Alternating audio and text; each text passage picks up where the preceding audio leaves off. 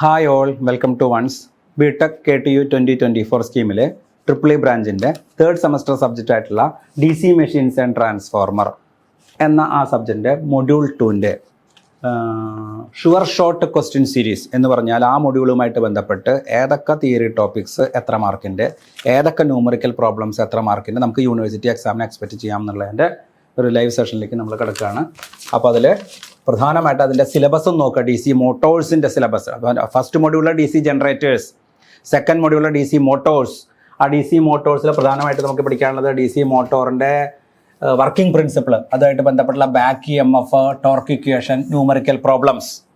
Working principle of DC motor എന്ന് വെച്ചാൽ back EMF എന്ന് വെച്ചാൽ വർക്കിംഗ് പ്രിൻസിപ്പിളായിട്ട് ബന്ധപ്പെട്ടുള്ള ഒരു ടേമാണ് ബാക്ക് EMF. പിന്നെ ടോർക്ക് ഇക്വേഷൻ, എങ്ങനെയാണ് അതിൽ ടോർക്ക് ഡെവലപ്പ് ചെയ്യുന്നത്, ടോർക്കിൻ്റെ ഇക്വേഷൻ, ന്യൂമറിക്കൽ പ്രോബ്ലംസ്. പിന്നെ classification of DC motors with steady state equation. ജനറേറ്ററിൻ്റെ പറഞ്ഞ പോലെ തന്നെ shunt motor, series motor, compound motor, അതിൻ്റെ ഇക്വേഷൻസ്. ആ ഇക്വേഷൻസ് ബൈഹാർട്ട് ചെയ്യേണ്ട കാര്യമില്ല, അത് പടം വരച്ചിട്ട് മനസ്സിലാക്കി പഠിക്കുക. അതാണ് രണ്ടാമത്തെ ടോപ്പിക്ക്, ക്ലാസിഫിക്കേഷൻ ഓഫ് DC മോട്ടോഴ്സ്, അതിൻ്റെ ന്യൂമറിക്കൽ പ്രോബ്ലംസും. അപ്പോൾ ഇത് രണ്ടും ഒറ്റ ടോപ്പിക്കാണ്, classification of DC motors with numerical problems. പിന്നെ starting of DC motors, 3 point starter. പ്രധാനമായിട്ട് 3 സ്റ്റാർട്ടർ ഉണ്ട്, 2 പോയിന്റ്, 3 പോയിന്റ്, 4 പോയിന്റ്. നിങ്ങൾ 3 പോയിന്റ് സ്റ്റാർട്ടർ മാത്രം പഠിച്ചാൽ മതി. 3 point starter means LFA starter, line field armature, LFA എന്നാ പറയാട്ടാ, 3 point starter. Then braking, what are the different types of braking? 3 തരം braking ഉണ്ട്, regenerative braking, dynamic braking, plugging. അതിൻ്റെ concept കൂടുതൽ ഡീറ്റെയിൽസിലേക്ക് വേണ്ട, തിയറി മാത്രമേ ചോദിക്കുള്ളൂ, പ്രോബ്ലം ചോദിക്കില്ല, ഷുവർ. അപ്പോൾ dynamic braking, regenerative braking, plugging, അങ്ങനെ 3 ബ്രേക്കിംഗ് മെത്തേഡ്സ്. അപ്പോൾ 1 working principle of DC motor, 2 classification of DC motors, 3 starters of DC motors, 4 braking of DC motors, 5 speed control of DC motors with numerical problems. Speed control എന്ന് പറഞ്ഞു കഴിഞ്ഞാൽ speed control of shunt മോട്ടറും ഉണ്ട്, series മോട്ടറും ഉണ്ട്. അതായത് 2 method ഉണ്ട്, field control method and armature control method. Shunt മോട്ടോറിലും അതെ, സീരീസ് മോട്ടോറിലും അതെ. Then power flow diagram, losses and efficiency. ജനറേറ്ററിൽ പറഞ്ഞ പോലെ തന്നെ, അതായത് ജനറേറ്ററിൻ്റെ നേരെ തിരിച്ചാൽ വരിക. കാരണം generator is a machine which converts mechanical energy into electrical energy. Motor is a machine which converts electrical energy into mechanical energy. അപ്പോൾ ഇത് 6ാമത്തെ topic. Then testing of DC machines, അത് essay ക്വസ്റ്റൻ ആയിട്ടാണ് ചോദിക്കുക. ഒന്നുകിൽ Swinburne's test, very very important. ഇതിൽ ഏറ്റവും important സിൻബേൺസ് test, അതേപോലെ തന്നെ ഹോപ്കിൻസൺ ടെസ്റ്റ് ആണ്. പിന്നെ റിട്ടാർഡേഷൻ ടെസ്റ്റ് ഉണ്ട്, സെപ്പറേഷൻ ഓഫ് റൊട്ടേഷണൽ ലോസസ്. നിങ്ങളത് ലാബിലും ചെയ്തിട്ടുണ്ടായിരിക്കും. അപ്പോൾ ലാബിലെ എക്സ്പെരിമെൻ്റ്, സർക്യൂട്ട് ഡയഗ്രാമോ പ്രൊസീജിയറോ ഓർമ്മയുണ്ടെങ്കിൽ അത് എഴുതി വെച്ചാലും മതി. ഓക്കെ, തിയറി ടോപ്പിക്സ് ചോദിക്കുകയാണെങ്കിൽ ലാബിൽ പഠിച്ചത് ഓർമ്മയുണ്ടെന്നുണ്ടെങ്കിൽ ഇപ്പോൾ സിൻബേൺസ് ടെസ്റ്റ്, അതേപോലെ തന്നെ ഹോപ്കിൻസൺ ടെസ്റ്റ്, അതേപോലെ തന്നെ റിറ്റാർഡേഷൻ ടെസ്റ്റ്, അതേപോലെ തന്നെ separation of loss of DC shunt machine. ഈ 4 എക്സ്പെരിമെൻറ്റുകളും നമ്മൾ ലാബിൽ 4 ഇല്ലെങ്കിൽ ഒരു 3 എക്സ്പെരിമെൻറ്റുകളും ഒരുവിധം ലാബുകളിലൊക്കെ ചെയ്യേണ്ടതാണ്. അപ്പോൾ നിങ്ങളത് ചെയ്തിട്ടുള്ളവർ അതിൻ്റെ കാര്യങ്ങൾ ഓർമ്മയുണ്ടെങ്കിൽ അതിൻ്റെ ഡയഗ്രം, അതിൻ്റെ തിയറിയും അതിൻ്റെ പ്രൊസീജിയറൊക്കെ എഴുതി വെച്ച് കഴിഞ്ഞാൽ മാർക്ക് കിട്ടും. ഓക്കെ, അങ്ങനെ പ്രധാനമായിട്ട് 7 ടോപ്പിക്കുകളാണ് DC മോട്ടോറിൽ നമുക്ക് ഡിസ്കസ് ചെയ്യാനുള്ളത്, അല്ലെങ്കിൽ എക്സാമിന് നമുക്ക് പ്രതീക്ഷിക്കാനുള്ളത്. ഓക്കെ, അപ്പോൾ അതിൽ ആദ്യമായിട്ട് DC മോട്ടോറിൻ്റെ വർക്കിംഗ് പ്രിൻസിപ്പിളാണ് കേട്ടോ. അതാണ് ബാക്ക് EMF എന്ന് പറഞ്ഞു കഴിഞ്ഞാൽ വർക്കിംഗ് പ്രിൻസിപ്പിളാണ്. ബാക്ക് EMF എന്ന് വെച്ചാൽ explain the working principle of a DC motor. എന്താണ് DC? അതൊരു 3 മാർക്കിൻ്റെ ക്വസ്റ്റൻ ആയിട്ട് ചോദിച്ചേക്കാം. DC motor is a machine which converts electrical energy into mechanical energy. ഞാൻ പറഞ്ഞു എന്താ അതിൻ്റെ working principle. Whenever a current carrying conductor is placed in a magnetic field. അപ്പോൾ സ്റ്റേറ്ററിലാണ് ഫീൽഡ് സിസ്റ്റം, റോട്ടോറിൽ ആർമേച്ചർ സിസ്റ്റം എന്ന് പറഞ്ഞു. ജനറേറ്ററിൻ്റെ അതേ കൺസ്ട്രക്ഷണൽ ഫീച്ചർ തന്നെയാണ് മോട്ടോറിന്, പക്ഷേ വർക്കിംഗ് പ്രിൻസിപ്പിൾ വ്യത്യാസം കേട്ടോ. വർക്കിംഗ് പ്രിൻസിപ്പിൾ വ്യത്യാസമാണ്. കൺസ്ട്രക്ഷനിൽ there is no difference between generator and motor. വർക്കിംഗിൽ ഭയങ്കര ഡിഫറൻ്റ് ആണല്ലോ. മോട്ടർ എന്ന് പറഞ്ഞാൽ ഇലക്ട്രിസിറ്റി കൊടുത്തിട്ട് മെക്കാനിക്കൽ എനർജി ആയിട്ട് കൺവേർട്ട് ചെയ്യാം, മറ്റേത് നമ്മൾ നേരെ തിരിച്ചാണ്. അപ്പോൾ current carrying armature conductor, whenever the current carrying armature conductor is placed in the magnetic field of stator, a force is developed in the exerts on the armature conductors and it starts to rotate. അത് whenever a current carrying conductor എന്ന് വെച്ചാൽ അവിടെ ഉദ്ദേശിക്കുന്നത് armature winding is placed in the magnetic field produced by the field system. The conductor experiences a mechanical force. ഇതും ഒരു force exert ചെയ്യും. അങ്ങനെ ആ ആർമേച്ചർ കണ്ടക്ടർ അല്ലെങ്കിൽ ആർമേച്ചർ എന്ത് ചെയ്യാൻ തുടങ്ങും, തിരിയാനായിട്ട് തുടങ്ങും. ആർമേച്ചർ ഉള്ളിൽ, പുറത്ത് സ്റ്റേറ്ററിൽ മാഗ്നറ്റിക് ഫീൽഡ്, റോട്ടറി കൂടെ കറണ്ട് കടത്തി വിട്ടു. അപ്പോൾ കറണ്ട് ക്യാരി ചെയ്യുന്ന കണ്ടക്ടറിന് ചുറ്റും ഒരു മാഗ്നറ്റിക് ഫ്ലക്സ് ഉണ്ടാവുകയാണെങ്കിൽ ഈ കണ്ടക്ടറിൽ ഒരു ഫോഴ്സ് എക്സ്പീരിയൻസ് ചെയ്യും. ഈ കണ്ടക്ടർ അഥവാ ആർമേച്ചർ കണ്ടക്ടർ റൊട്ടേറ്റ് ചെയ്യും. ഇതാണ് working principle of DC motor. ആ ഫോഴ്സ് കണ്ടുപിടിക്കാനുള്ള equation F is equal to BIL sin theta. B എന്ന് വെച്ചാൽ flux density, I is equal to current through the armature conductor, L is equal to length of the armature conductor. Direction of this force and direction is ഇതിന്റെ direction കണ്ടുപിടിക്കാനുള്ള Fleming's left hand rule. ജനറേറ്ററിലാണെങ്കിൽ ജനറേറ്ററിൽ induce ചെയ്യുന്ന EMFന്റെ direction കണ്ടുപിടിക്കാൻ Fleming's right hand rule. മോട്ടോറിലാണെങ്കിൽ മോട്ടോറിന്റെ direction കണ്ടുപിടിക്കാനായിട്ടാണ് ഫ്ലമിങ്സ് റൈറ്റ് ഹാൻഡ് റൂൾ. ജനറേറ്ററിന്റെ ഡയറക്ഷൻ കണ്ടുപിടിക്കാനല്ലാട്ടോ ഫ്ലമിങ്സ് റൈറ്റ് ഹാൻഡ് റൂൾ. ജനറേറ്ററിൽ ഇൻഡ്യൂസ് ചെയ്യുന്ന EMFന്റെ ഡയറക്ഷൻ കണ്ടുപിടിക്കാൻ ഫ്ലമിങ്സ് റൈറ്റ് ഹാൻഡ് റൂൾ. മോട്ടോറിലാണെങ്കിൽ DC മോട്ടോറിലാണെങ്കിൽ മോട്ടോറിന്റെ ഡയറക്ഷൻ കണ്ടുപിടിക്കാനുള്ള rule Fleming's left hand rule. അതിൻ്റെ മനസ്സിലായി. ആ മോട്ടോറിന്മേ അനുഭവപ്പെടുന്ന ഫോഴ്സ്, അങ്ങനെയാണ് ആ മോട്ടോർ തിരിയാൻ തുടങ്ങണേ. Whenever the current carrying conductor is placed in a magnetic field, a force act on the conductor and it starts to rotate. ആ ഫോഴ്സ് കണ്ടുപിടിക്കാനുള്ള equation F is equal to BIL sin theta. F എന്താണെന്ന് പറയാം, B എന്താണെന്ന് പറയാം, I എന്താണെന്ന് പറയാം, L എന്താണെന്ന് തീറ്റ. തീറ്റ is the angle between the conductor and flux. Theta is the angle between the conductor and flux. അപ്പോൾ working principle of a DC motor എന്ന് പറയുമ്പോൾ ഈ സെൻറ്റൻസ് പ്രധാനമായിട്ട് പറയാം. അത് ഇലക്ട്രിക്കൽ എനർജിയെ മെക്കാനിക്കൽ എനർജി ആയിട്ട് കൺവേർട്ട് ചെയ്യുന്നു പറയാം. അങ്ങനെ റോട്ടോറും അഥവാ ആർമേച്ചറും എക്സ്പീരിയൻസ് ചെയ്യുന്ന ഫോഴ്സ് കണ്ടുപിടിക്കാൻ equation F is equal to BIL sin theta. While we are stating an expression, each and every term should be specified. അതിൽ ഓരോ ടേമും എന്താണെന്ന് പറയാം. F എന്താണ്, B എന്താണ്, I എന്താണ്, L എന്താണ് എന്നുള്ള കാര്യങ്ങൾ കൊണ്ട് പറയാം. പിന്നെ ഈ പറയുന്ന ഡയറക്ഷൻ ഓഫ് ഇതുമേ എക്സ്പീരിയൻസ് ചെയ്യുന്ന ആ റോട്ടോർമേ എക്സ്പീരിയൻസ് ചെയ്യുന്ന ആ ഫോഴ്സിൻ്റെ ഡയറക്ഷൻ കണ്ടുപിടിക്കാനുള്ള അല്ലെങ്കിൽ മോട്ടോറിൻ്റെ ഡയറക്ഷൻ കണ്ടുപിടിക്കാനുള്ള റൂളാണ് ഫ്ലമിങ്സ് ലെഫ്റ്റ് ഹാൻഡ് റൂൾ. ഇത്രയും കാര്യങ്ങൾ എഴുതി വയ്ക്കാൻ നോക്കുക. ഒരു 3 മാർക്കിൻ്റെ ക്വസ്റ്റ്യൻ ചോദിച്ചു കഴിഞ്ഞാൽ അടുത്തത് എന്താണ് ഇതിനെ. അപ്പം അങ്ങനെ മോട്ടോർ തിരിഞ്ഞു തുടങ്ങി കഴിഞ്ഞാൽ ആ മോട്ടോറിൽ എന്തുണ്ടാവും, ഒരു EMF ഉണ്ടാവും. മോട്ടോറിൽ ഉണ്ടാവുന്ന EMFനെ എന്ത് EMF എന്ന് വിളിക്കുക, back EMF or counter EMF. എന്തിനാ ഈ ബാക്ക് EMF എന്ന് വിളിക്കുന്നത്? മോട്ടോറിൽ നമുക്ക് ജനറേറ്ററിലാണ് EMF ശരിക്കും ജനറേറ്റ് ചെയ്യുക, കാരണം ജനറേറ്ററാണ്. മോട്ടോറിൽ EMF ജനറേറ്റ് ചെയ്യേണ്ട ആവശ്യമില്ല. പക്ഷേ കറണ്ട് ക്യാരി ചെയ്യുന്ന ആർമേച്ചർ കണ്ടക്ടറിന് ചുറ്റും ഒരു ഫ്ലക്സ് ഉണ്ടാവുകയും അതിൻ്റെ ഫലമായിട്ട് കണ്ടക്ടറിൽ ഒരു ഫോഴ്സ് എക്സ്പീരിയൻസ് ചെയ്യും.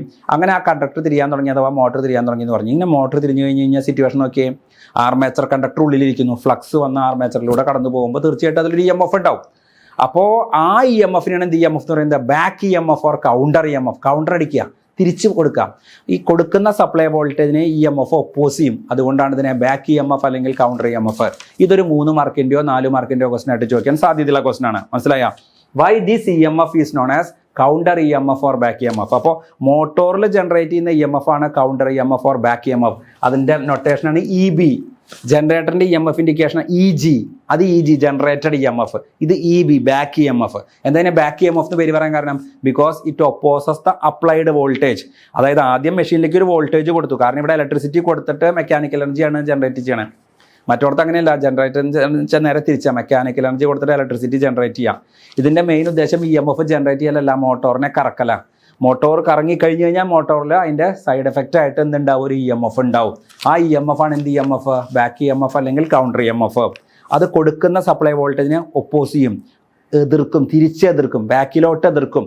അതുകൊണ്ടാണ് EMFനെ back EMF or counter EMF. കാരണം സപ്ലൈ വോൾട്ടേജ് കൊടുത്തതിൻ്റെ ഫലമായിട്ടാണ് ആർമേച്ചറിലൂടെ കറണ്ട് പാസ് ചെയ്തത്. ആർമേച്ചറിലൂടെ കറണ്ട് പാസ് ചെയ്തു, ചുറ്റിലും മാഗ്നറ്റിക് ഫീൽഡ് ഉണ്ടായി. അതിൻ്റെ ഫലമായിട്ട് മോട്ടോർ കറങ്ങാൻ തുടങ്ങി. അപ്പോൾ സപ്ലൈ വോൾട്ടേജ് കൊടുത്തില്ലെങ്കിൽ മോട്ടോർ കറങ്ങില്ല. മോട്ടോർ കറങ്ങി തുടങ്ങിയതിന് ശേഷം അതിലൊരു EMF ഉണ്ട്. ആ EMF അത് ഈ EMF ഉണ്ടാവാൻ കാരണക്കാരനായിട്ടുള്ള സപ്ലൈ വോൾട്ടേജിനെ എന്ത് ചെയ്യും, ഒപ്പോസ് ചെയ്യും. ആ ഒപ്പോസ് ചെയ്യുന്നതുകൊണ്ടാണ് ഇതിനെ ബാക്കിലേക്ക് എതിർക്കുക എന്നുള്ള അർത്ഥത്തിലാണ്, അല്ലെങ്കിൽ കൗണ്ടർ ചെയ്യുക എന്നുള്ള അർത്ഥത്തിലാണ് ഇതിനെ കൗണ്ടർ EMF അല്ലെങ്കിൽ ബാക്ക് EMF. ആ ബാക്ക് EMF കണ്ടുപിടിക്കാൻ ഇക്വേഷൻ മറ്റേ ഇക്വേഷൻ പോലെ തന്നെ ജനറേറ്റർ അതേ ഇക്വേഷൻ തന്നെ 5PN/60 × Z/A. അത് തന്നെയാട്ടോ ഇതും 5ZNP/60 എന്ന് വെച്ചാൽ 5ZN/60 × P/A അല്ലെങ്കിൽ 5PN/60 × Z/A. ഏതെങ്കിലും ഒരു തരത്തിൽ പഠിച്ചു വയ്ക്കുക, എല്ലാം ഒന്ന് തന്നെ. അപ്പോൾ 5EB ഇവിടെ EB എന്ന് പറയും, മറ്റോടത്ത് EG എന്ന് പറയും. അതാണ് വ്യത്യാസം. അപ്പോൾ വോൾട്ടേജ് കൊടുത്തപ്പോൾ മെഷീൻ കറങ്ങിയപ്പോൾ മെഷീനിലൊരു EMF ഉണ്ട്. EMF കൊടുക്കുന്ന വോൾട്ടേജിനെ ഒപ്പോസ് ചെയ്തു. അതുകൊണ്ടാണ് അതിനെ കൗണ്ടർ EMF അല്ലെങ്കിൽ ബാക്ക് EMF. അതിൻ്റെ ആൻസറായി why this EMF is known as how back EMF or counter EMF is induced. അതായത് എന്തുകൊണ്ട് ബാക്ക് EMF അല്ലെങ്കിൽ കൗണ്ടർ EMF എന്നറിയപ്പെടുന്നു എന്നൊരു ക്വസ്റ്റ്യൻ ഉണ്ട്. അതിൻ്റെയും ആൻസറാണ്. പിന്നെ എങ്ങനെയാണെന്നാ ചോദിച്ചേക്കണേ ഇവിടെ, ഹൗ ബാക്ക് EMF എങ്ങനെയാ? മെഷീൻ കറങ്ങി തുടങ്ങിക്കഴിഞ്ഞാൽ ആർമേച്ചർ കണ്ടക്ടേഴ്സ് ഉള്ളിലിരിക്കുന്നു, ചുറ്റിലും ഫ്ലക്സ് ഉണ്ടാവുന്നു. ഈ ഫ്ലക്സ് ആർമേച്ചറിനെ കട്ട് ചെയ്യുമ്പോൾ ഫാരഡേസ് ഫസ്റ്റ് ലോ പ്രകാരം അതിലൊരു EMF ഉണ്ടാവുന്നു. ആ EMFനാണ് ബാക്ക് EMF. അത് കണ്ടുപിടിക്കാനുള്ള ഇക്വേഷനാണ് 5ZN/60 × P/A. അതിനെ കൗണ്ടർ EMF എന്ന് പറയാൻ കാരണം അത് സപ്ലൈ വോൾട്ടേജിനെ ഒപ്പോസ് ചെയ്യുന്നതുകൊണ്ട്. ഉണ്ടാവുന്നത് ഫാരഡേസ് ഫസ്റ്റ് ലോ പ്രകാരം, ഫസ്റ്റ് ഓഫ് ഇലക്ട്രോമാഗ്നറ്റിക് ഇൻഡക്ഷൻ പ്രകാരം. ഇത് രണ്ടും 3 മാർക്കിൻ്റെ. ആദ്യത്തെ question working principle of A D C motor 3 mark അല്ലെങ്കിൽ 4 mark, how the back EMF is induced in A D C motor എന്നുള്ളതും ഒരു 3 മാർക്ക്. ഇങ്ങേറ്റം 4 മാർക്കിൻ്റെ ക്വസ്റ്റൻ ആയിട്ട് ചോദിക്കുള്ളൂ. 3 മാർക്കിൻ്റെ ക്വസ്റ്റൻ ആണെങ്കിൽ എ പാർട്ടിലാണ് കൂടുതൽ ചോദിക്കാൻ സാധ്യത. 4 മാർക്കിൻ്റെ ആണെങ്കിൽ ബി പാർട്ടിൽ മാർക്ക് സ്പ്ലിറ്റ് അപ്പ്, 5 മാർക്ക് 4 മാർക്കൊക്കെ ഒരു 9 മാർക്കിൻ്റെ ക്വസ്റ്റിനെ സ്പ്ലിറ്റ് അപ്പ് ആയിട്ടാണല്ലോ വരിക. അങ്ങനെ വരുമ്പോൾ ചോദിക്കാൻ സാധ്യതകളാണ്. Explain the significance of back EMF. എന്താണ് ഈ ബാക്ക് EMFിൻ്റെ പ്രാധാന്യം? ബാക്ക് EMF ഉള്ളത് കൊണ്ടാണ് മോട്ടർ തിരിഞ്ഞ് അല്ലെങ്കിൽ മോട്ടർ തിരിയില്ല. ഓക്കെ, അതാണ് അതിൻ്റെ ഏറ്റവും വലിയ സിഗ്നിഫിക്കൻസ്. ആർമേച്ചർ കറണ്ട് കണ്ടുപിടിക്കാൻ ഇക്വേഷൻ IA = V - EB/RA. അപ്പോൾ സ്റ്റാർട്ടിങ്ങിൽ ബാക്ക് EMF ഇല്ല നിൽക്കുക. സ്റ്റാർട്ടിങ്ങിൽ മെഷീൻ കറങ്ങി തുടങ്ങിയിട്ടില്ല. അപ്പോൾ മെഷീനിൽ ബാക്ക് EMF എത്രയാണ്? 0. അപ്പോൾ വലിയ കറണ്ടാണ് ഫ്ലോ ചെയ്യുക. പിന്നെ നമ്മൾ ഈ മോട്ടോർ കറങ്ങി തുടങ്ങി കഴിഞ്ഞാൽ എന്തുണ്ടാവും? ബാക്ക് EMF ഉണ്ടാവും. ഈ ബാക്ക് EMF കൊടുക്കുന്ന വോൾട്ടേജിനെ എന്ത് ചെയ്യും? കൗണ്ടർ ചെയ്യും അല്ലെങ്കിൽ ഒപ്പോസ് ചെയ്യും. അപ്പോൾ ആർമേച്ചറുടെ പാസ് ചെയ്യുന്ന കറണ്ട് ഒന്ന് കുറവ് വരും, ഒരു കൺട്രോൾ വരും. അതുള്ളത് കൊണ്ടാണ് മോട്ടോർ സേഫ് ആയിട്ട് വർക്ക് ചെയ്യണത്. അപ്പോൾ ബാക്ക് EMF ഇല്ലായിരുന്നെങ്കിൽ IA = V/RA. ആർമേച്ചറിൻ്റെ റെസിസ്റ്റൻസ് വളരെ കുറവാണ്. അപ്പോൾ തീർച്ചയായിട്ടും വളരെ ഹൈ കറണ്ടാണ് ഇതിലേക്ക് അടിച്ചു കയറുക. അങ്ങനെ മെഷീൻ കത്തിപ്പോകാനുള്ള ചാൻസ് വളരെ കൂടുതലാണ്. അപ്പോൾ തീർച്ചയായിട്ടും ഈ back so it can conclude that back EMF acts as A governor വെച്ചാൽ കൺട്രോൾ ചെയ്യാം, which makes the motor self regulating so that it dose required amount of current for the given load. അതായത് ഇപ്പോൾ load കൂടുമ്പോൾ load current at high load condition the speed of the motor is less. Load കൂടി കഴിഞ്ഞാൽ മോട്ടോറിന്റെ speed കുറയുമല്ലോ. അപ്പോൾ back EMF കുറയും. അപ്പോൾ motor will draw large armature current and hence high torque to drive the high load. So അതായത് load കുറയുന്ന സമയത്ത് സ്പീഡിൻ്റെ motor കൂടും. അപ്പോൾ ബാക്ക് EMF കൂടും. അപ്പോൾ motor will draw less armature current. അതായത് ലോഡ് കുറയുമ്പോൾ അതിനനുസരിച്ചുള്ള ടോർക്ക് അവിടെ ഡെവലപ്പ് ചെയ്യുന്നുണ്ട്. ലോഡ് കൂടുന്ന സമയത്ത് അതിനനുസരിച്ചുള്ള ടോർക്ക് അവിടെ കൂടണം. Torque is equal to T proportional to IA. T is equal to 5 × IA. ഈ IA കൺട്രോൾ ചെയ്യുന്ന ഘടകമാണ് back EMF. Because IA is equal to V - EB/RA. അപ്പോൾ മോട്ടറിൽ ചെറിയ ലോഡാണെങ്കിൽ ചെറിയ ടോർക്കേ വേണ്ട. ആ ലോഡിനെ താങ്ങി നിർത്താനായിട്ട് ചെറിയ ടോർക്കേ വേണ്ടൂ. ആ ചെറിയ ടോർക്ക് എന്ന് പറയുന്നത് ടോർക്ക് കണ്ടുപിടിക്കാൻ ഇക്വേഷൻ എന്താ? 5 × IA. അതിലത്തെ പ്രധാനപ്പെട്ട ഒരു ഫാക്ടർ എന്താ? ആ IA കൺട്രോൾ ചെയ്യുന്ന പ്രധാനപ്പെട്ട ഘടകം എന്താ? EB. IA is equal to V - EB/RA. അപ്പോൾ ലോഡ് കുറവാവണ സമയത്ത് മോട്ടോറിന്റെ സ്പീഡ് കുറയും. സ്പീഡ് കുറയുമ്പോൾ ബാക്ക് EMF കുറയും. ബാക്ക് EMF കുറയും. Then motor will draw less armature current and less torque to meet the load. അപ്പോൾ ലോഡ് കുറച്ച് ലോഡുള്ള സമയത്ത് കുറച്ച് ടോർക്കേ വേണ്ടൂ. കൂടുതൽ ലോഡുള്ള സമയത്ത് കൂടുതൽ ടോർക്ക് വേണം. ആ ടോർക്കിന്റെ പ്രധാനപ്പെട്ട ഒരു ഫാക്ടറാണ് ആർമേച്ചർ കറന്റ്. ആ ആർമേച്ചർ കറന്റിനെ നിശ്ചയിക്കുന്ന പ്രധാനപ്പെട്ട ഒരു ഫാക്ടറാണ് ബാക്ക് EMF. അതാണ് അതിന്റെ സിഗ്നിഫിക്കൻസ്. അത്രയും മനസ്സിലാക്കുക. ഡീറ്റെയിൽ ആയിട്ട് മറ്റേ ക്ലാസ്സിൽ പറഞ്ഞിട്ടുണ്ട്. What is the significance of back EMF. ഇവിടെ ഒന്ന് ഓടിച്ച് പറയൽ മാത്രമല്ലോ. ഇത് കേട്ടിട്ട് ഏതൊക്കെ ടോപ്പിക്ക് എത്രയൊക്കെ മാർക്കിന്റെ എക്സാമിന് വരാം എന്നുള്ളത് മനസ്സിലാക്കി വെക്കലാണ്. ആ പോയിന്റ് എന്താണെന്നുള്ളത് മനസ്സിലാവണമെങ്കിൽ നിങ്ങൾ മറ്റേ തിയറിയുടെ ക്ലാസ്സും അതേപോലെ തന്നെ പ്രാക്ടീസ് സെഷൻ്റെ വീഡിയോ വ്യക്തമായിട്ട് കണ്ടാലേ കൃത്യമായിട്ട് മനസ്സിലാവുള്ളൂ. അപ്പോൾ അതാണ് significance of back EMF. It is the back EMF which has a significant role on determining the armature current and hence torque. ടോർക്കിനെ കൺട്രോൾ ചെയ്യുന്ന ആർമേച്ചർ കറന്റ്, ആർമേച്ചർ കറന്റിനെ കൺട്രോൾ ചെയ്യുന്ന പ്രധാനപ്പെട്ട ഒരു ഫാക്ടറാണ് എന്ത്? EMF, back EMF. അപ്പോൾ ആ ഒരു പോയിന്റാണ് പ്രധാനപ്പെട്ട പോയിന്റ്. ഇതൊരു 3 മാർക്ക് അല്ലെങ്കിൽ 4 മാർക്കിന്റെ ക്വസ്റ്റൻ ആയിട്ട് ചോദിക്കാം. ദെൻ ഷണ്ട് മോട്ടോറിന്റെ ബാക്ക് EMF ആയിട്ട് ബന്ധപ്പെട്ട് ന്യൂമറിക്കൽ പ്രോബ്ലം നമ്മൾ എക്സ്പെക്ട് ചെയ്യണം. ജനറേറ്ററിൽ എന്താ എഴുതുക നമ്മൾ? EG = V + IARA + ISC/RC. ഇവിടെ പ്ലസ് ഉള്ളിടത്ത് മുഴുവൻ എന്തായിട്ട് മാറും? മൈനസ്. EG ഉള്ളിടത്ത് മുഴുവൻ എന്തായിട്ട് മാറും? EB. അപ്പോൾ ഫസ്റ്റ് മൊഡ്യൂളിലത്തെ ജനറേറ്ററിന്റെ ക്ലാസിഫിക്കേഷനും സ്റ്റഡി സ്റ്റേറ്റ് ഇക്വേഷനും പഠിച്ചു കഴിഞ്ഞാൽ ഉടനെ തന്നെ കമ്പയർ ചെയ്ത് പഠിക്കുകയാണെങ്കിൽ കുറച്ചുകൂടി എളുപ്പമുണ്ടായിരിക്കും. DC മോട്ടറിന്റെ അവിടെ EG = V + IARA. മോട്ടോറാണെങ്കിൽ EB = V - IARA. മനസ്സിലായ? അപ്പോൾ സീരീസിലൊക്കെ ആണെങ്കിൽ EG = V + IARA + ISC/RC. Series മോട്ടോറിലാണെങ്കിൽ EB = V - IARA - ISC/RC. അവിടെ പ്ലസ്, ഇവിടെ മൈനസ്. അവിടെ EG, ഇവിടെ EB. അത് ജനറേറ്റർ, ഇത് മോട്ടർ. അതുമായിട്ട് ബന്ധപ്പെട്ട് ന്യൂമറിക്കൽ പ്രോബ്ലം എക്സ്പെക്ട് ചെയ്യുക. EB = അപ്പോൾ എന്താ? ആദ്യം എന്തൊക്കെയാണോ തന്നിരിക്കുന്നത് ഗിവൺ ഡാറ്റാസ് എഴുതാൻ. ഞാൻ നേരത്തെ പറഞ്ഞ പോലെ തന്നെ ഒരു പ്രോബ്ലം നമ്മൾ അപ്രോച്ച് ചെയ്യുമ്പോൾ first just problem read out ചെയ്യുക. ദെൻ ഗിവൺ ഡാറ്റാസ് എഴുതുക. അത് കഴിഞ്ഞാൽ എന്താ കണ്ടുപിടിക്കാൻ പറഞ്ഞേക്കണത്? Determine the value of back EMF. പിന്നെ ഒരു കാര്യം കൂടി കണ്ടുപിടിക്കാം. ഈ value of back EMF means EB, gross mechanical power developed in the motor. Mechanical power develop ചെയ്യുന്ന equation EB × IA. Mechanical power developed is equal to EB × IA. EB = V - IARA. EB shunt മോട്ടറിലാവുമ്പോൾ EB = V - IARA - IBRB. IBRB means brush drop. Brush drop is negligibly small. അപ്പോൾ EB കണ്ടുപിടിക്കാനുള്ള equation എന്ന് പറയുന്നത് EB = V - IARA. Mechanical power developed is equal to PMEC is equal to E B into I A. I A is equal to, അതേപോലെ തന്നെ ജനറേറ്ററിലാണെങ്കിൽ I A is equal to I L plus I S H. മോട്ടോറിലാണെങ്കിൽ I L is equal to I L is equal to I A plus I S H ആണ് മോട്ടോറിൽ. ജനറേറ്ററിലാണെങ്കിൽ I A, generator armature current ഉണ്ടായിട്ട് കുറച്ച് ലോഡിലേക്കും പോയി കുറച്ച് ഫീൽഡിലേക്കും പോയി. മോട്ടറിൽ അങ്ങനെയല്ല, ലൈനിൽ വരുന്ന കറണ്ട് കുറച്ച് ആർമേച്ചറിലേക്കും പോയി കുറച്ച് ഫീൽഡിലേക്കും പോയി. അപ്പോൾ ഫിഗർ കൂടി മനസ്സിൽ വേണം, എല്ലാം ബൈഹാർട്ട് പഠിച്ചു കഴിഞ്ഞാൽ കാര്യങ്ങൾ നടക്കില്ല. ജനറേറ്ററിലെ ആർമേച്ചറിൽ കറണ്ട് ഉണ്ടായിട്ട് ലോഡിലേക്കും കുറച്ച് പോയി ഫീൽഡിലേക്കും കുറച്ച് പോയി. അപ്പോൾ നമ്മൾ ജനറേറ്ററിൽ എങ്ങനെ പറയാം? I A is equal to I L plus I S H. ഇവിടെ ശരിക്കും പറഞ്ഞാൽ I A is equal to I L minus I S H. പക്ഷേ കൺസെപ്റ്റ് ശരിക്കും ക്ലിയർ ആവുക എന്താ? വരുന്ന current I L is equal to I A plus I S H. അതായത് I A is equal to I L minus I H. അവിടെ plus ഇവിടെ minus. അപ്പോൾ first എന്താണോ കണ്ടുപിടിക്കാൻ പറഞ്ഞേക്കുന്നത് അതിൻ്റെ ഇക്വേഷൻ എഴുതുക, അതിലേക്ക് ഓരോ പാരാമീറ്റർ സബ്സ്റ്റിറ്റ്യൂട്ട് ചെയ്യുക, കണ്ടുപിടിക്കുക. ഇതേ പ്രോബ്ലം വളരെ വ്യക്തമായിട്ട് പ്രാക്ടീസ് സെഷൻ വീഡിയോയിൽ നമ്മൾ ക്ലിയർ ആയിട്ട് പറഞ്ഞിട്ടുണ്ട്. അപ്പോൾ അത് മനസ്സിലാക്കുക കേട്ടോ. അടുത്ത derive the torque equation of A D C motor. 4 മാർക്കിൻ്റെ ക്വസ്റ്റൻ ആയിട്ട് ചോദിച്ചേക്കാം, അല്ലെങ്കിൽ 3 മാർക്കിൻ്റെ ക്വസ്റ്റൻ ആയിട്ട് ചോദിച്ചേക്കാം. അതിൻ്റെ ടോർക്ക് ഇക്വേഷൻ നമ്മൾ പഠിച്ചിട്ടുണ്ട്. Output is equal to 2π/NT/60. ഒരു ഇലക്ട്രിക്കൽ സ്റ്റുഡൻറ്റിനോട് പവർ ഇക്വേഷൻ ചോദിച്ചു കഴിഞ്ഞാൽ അവൻ പറയാം വോൾട്ടേജ് ഇൻറ്റു കറണ്ട്. ഡി സിയിലാണെങ്കിൽ, സിംഗിൾ ഫേസിലാണെങ്കിൽ power is equal to VI cos ∅. 3 ഫേസിലാണെങ്കിൽ P is equal to √3 VLIL cos ∅. ഒരു മെക്കാനിക്കൽ സ്റ്റുഡൻറ്റിനോട് ചോദിച്ചു കഴിഞ്ഞാൽ ഔട്ട്പുട്ട് പവർ എന്ന് വെച്ചാൽ മെക്കാനിക്കൽ പവറാണ്. ഇലക്ട്രിക്കൽ സ്റ്റുഡൻറ്റിനോട് ചോദിച്ചു കഴിഞ്ഞാൽ പവർ എന്ന് പറഞ്ഞാൽ ഇലക്ട്രിക്കൽ പവറാണ്. മെക്കാനിക്കൽ പവർ കണ്ടുപിടിക്കൽ equation power is equal to P is equal to ω/T, അല്ലെങ്കിൽ P is equal to 2π/NT/60 എന്നൊക്കെ പറയും. അതാണ് output power is equal to 2π/NT/60 where T is the torque. അതിൻ്റെ ഡെറിവേഷൻ ഇതാ വ്യക്തമായിട്ട് അതിൽ എഴുതിയിട്ടുണ്ട്, പഠിക്കാം. അപ്പോൾ ഡെവലപ്പ് ചെയ്യുന്ന ടോർക്ക് എന്ന് വെച്ചാൽ എന്ത് ടോർക്കാണ്? Armature torque. ഈ ഡെവലപ്പ് ചെയ്യുന്ന ടോർക്ക് മുഴുവൻ നമുക്ക് യൂസ്ഫുൾ ആയിട്ട് കിട്ടില്ല, കുറച്ച് ടോർക്കൊക്കെ ലോസ് ആയി പോകും, ലോസ്റ്റ് ടോർക്ക്. എന്നിട്ട് യൂസ്ഫുൾ ടോർക്ക് എന്ന് പറയുന്നത് അവിടെ ഡെവലപ്പ് ചെയ്യുന്ന ടോർക്കാണ് ഷാഫ്റ്റ് ടോർക്ക്, TSH. ഷണ്ട് അല്ല കേട്ടോ, TA and TSH. TA means developed torque or gross torque. TA developed torque or gross torque or armature torque. TA useful ടോർക്കാണ് ഷാഫ്റ്റ് ടോർക്ക്. TSH എന്ന് എഴുതുമ്പോൾ എല്ലാവരും ഷണ്ട് ടോർക്ക് എന്ന് എഴുതാറുണ്ട്. അത് അബദ്ധമാണ്. ഷാഫ്റ്റ് ടോർക്കാണ്, ഷണ്ട് ടോർക്ക് അല്ല. അപ്പോൾ ഡെവലപ്ഡ് ടോർക്ക് അഥവാ ഗ്രോസ് ടോർക്ക് അഥവാ ആർമേച്ചർ ടോർക്ക് TA-യും മറ്റേ ടോർക്ക് TSH-ഉം. അപ്പോൾ 2π/NTA/60 is equal to EB into IA. 2π/NTA/60 is equal to EB into IA. അപ്പോൾ TA is equal to അങ്ങനെ എന്തെങ്കിലും കിട്ടും. അതായത് developed torque is equal to developed torque എന്ന് വെച്ചാൽ ടോർക്ക് എവിടെ ഡെവലപ്പ് ചെയ്യുന്നത്? ആർമേച്ചറിൽ. അപ്പോൾ ആർമേച്ചറിൽ ഡെവലപ്പ് ചെയ്യുന്ന പവർ എന്താ? കണ്ട, P is equal to 2π/NT/60 എന്നാണ് പഠിച്ചേക്കണേ. P is equal to 2π/NT/60. എവിടെയാണ് പവർ ഡെവലപ്പ് ചെയ്യുന്നത്? ആർമേച്ചറിൽ ഡെവലപ്പ് ചെയ്യുന്ന പവർ എന്താ? EB into IA. ആ ഡെവലപ്പ് ചെയ്യുന്ന ടോർക്ക് എന്താ? TA. ഇത് ഡിറൈവ് ചെയ്ത് കിട്ടുമ്പോൾ TA കിട്ടും. ഈ ഇക്വേഷൻ ബൈ ഹാർട്ട് അടിച്ചോളൂ. TA is equal to, അപ്പോൾ derivation of armature torque TA is equal to 1/2π ∅ZIA into P/A. TA is equal to 1/2π into ∅ZIA into P/A. അത്രയും ന്യൂട്ടൺ മീറ്റർ. അപ്പോൾ അതായത് torque is proportional to torque proportional to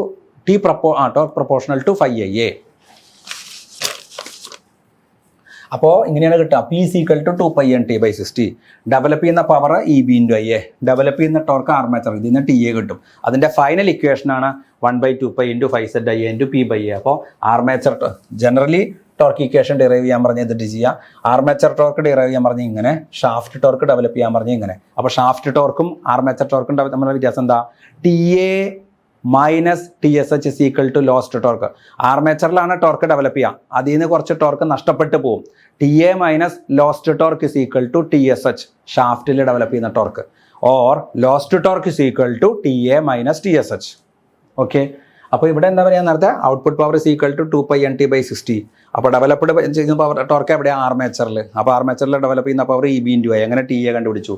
അതേപോലെ തന്നെ നോക്കൂ, output is equal to 2π/NTSH/60. ഇത് എവിടുത്തെ പവറാ? Useful പവറാ, അല്ലെങ്കിൽ shaft പവറാ. അതുകൊണ്ടാണ് ഷാഫ്റ്റ് ടോർക്ക്. മറ്റൊരുത്ത ആർമേച്ചറിൽ ഡെവലപ്പ് TA-യും EB into I-യും. ഇവിടെ ഔട്ട്പുട്ട് പവറും TSH-ഉം. ഓക്കെ, അത് അങ്ങനെ TSH-ന്റെ ഫൈനൽ ഇക്വേഷൻ കിട്ടി. 60/2π into output power by N. ഇതിലും കണ്ടിലും വേറൊരു ഇക്വേഷൻ കൂടി ഉണ്ട്.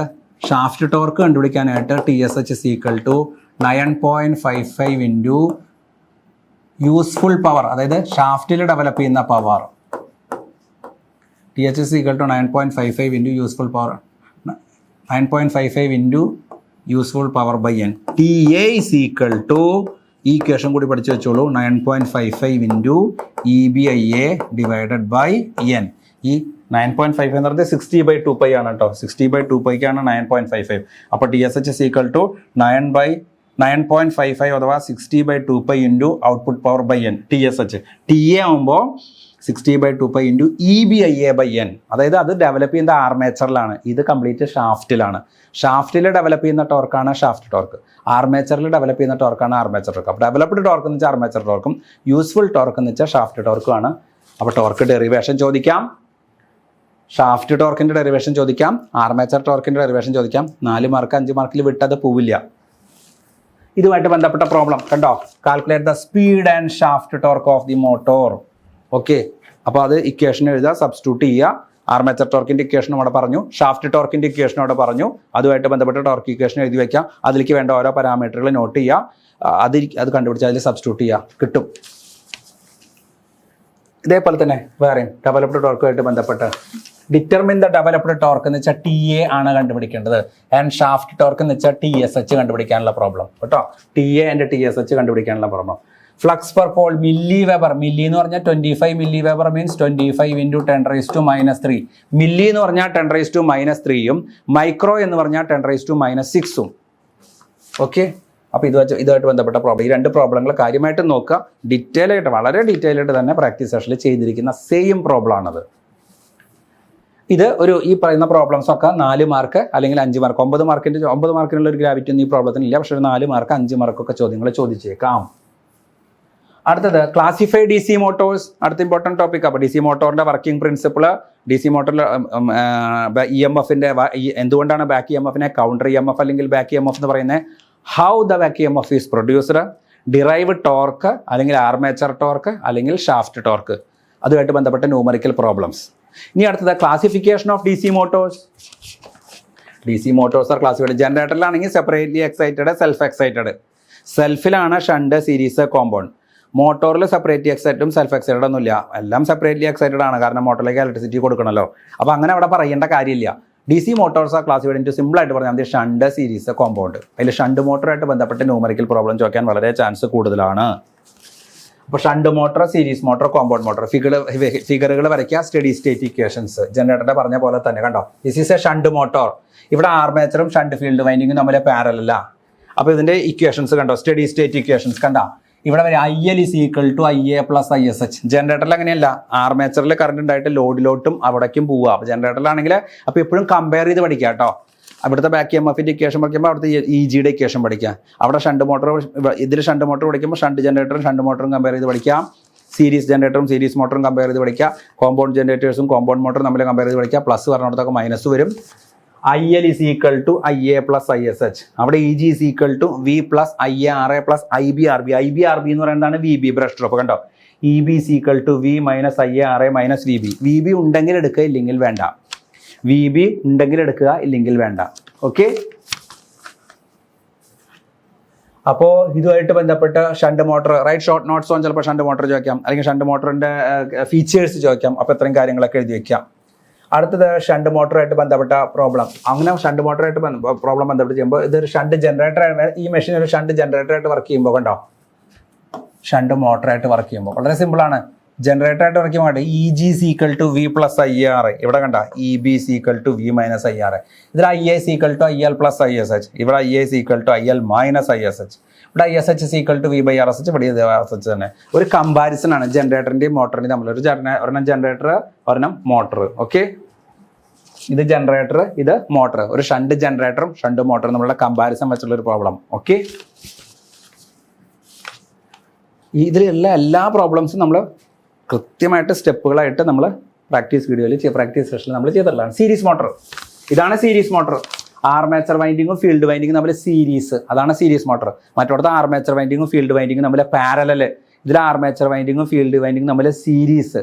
ഓക്കെ, അപ്പോൾ അതിൽ എങ്ങനെയാണ് കറണ്ടിൻ്റെ ഇക്വേഷൻ നോക്കിയാൽ, ഫീൽഡ് ലൈനിൽ കൂടെ പാസ് ചെയ്യുന്ന കറണ്ടാണ് ലൈൻ കറണ്ട്, അത് തന്നെയാണ് സീരീസിൽ കൂടെ പാസ് ചെയ്യുന്ന കറണ്ട്, അത് തന്നെയാണ് ആർമേച്ചറിൽ കൂടെയും പാസ് ചെയ്യുന്ന കറണ്ട്. ഇവിടെ സ്പ്ലിറ്റപ്പ് ഇല്ല, പാരലൽ വരുമ്പോഴാണ് സ്പ്ലിറ്റപ്പ് പറഞ്ഞത്. ഇവിടെ കറണ്ട് സ്പ്ലിറ്റ് ചെയ്ത് പോകണില്ല.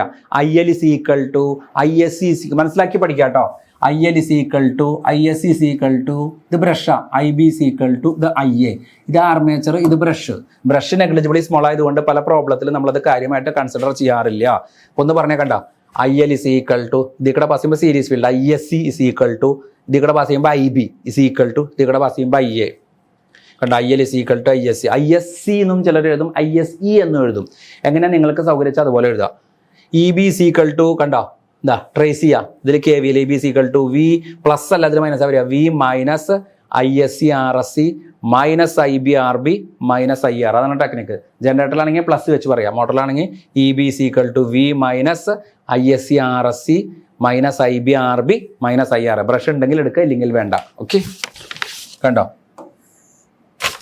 അപ്പോൾ സീരീസ് മോട്ടറിൻ്റെ സ്റ്റഡി സ്റ്റേറ്റ് ഇക്വേഷൻസ്, സീരീസ് മോട്ടറുമായിട്ട് ബന്ധപ്പെട്ട പ്രോബ്ലം മനസ്സിലായ.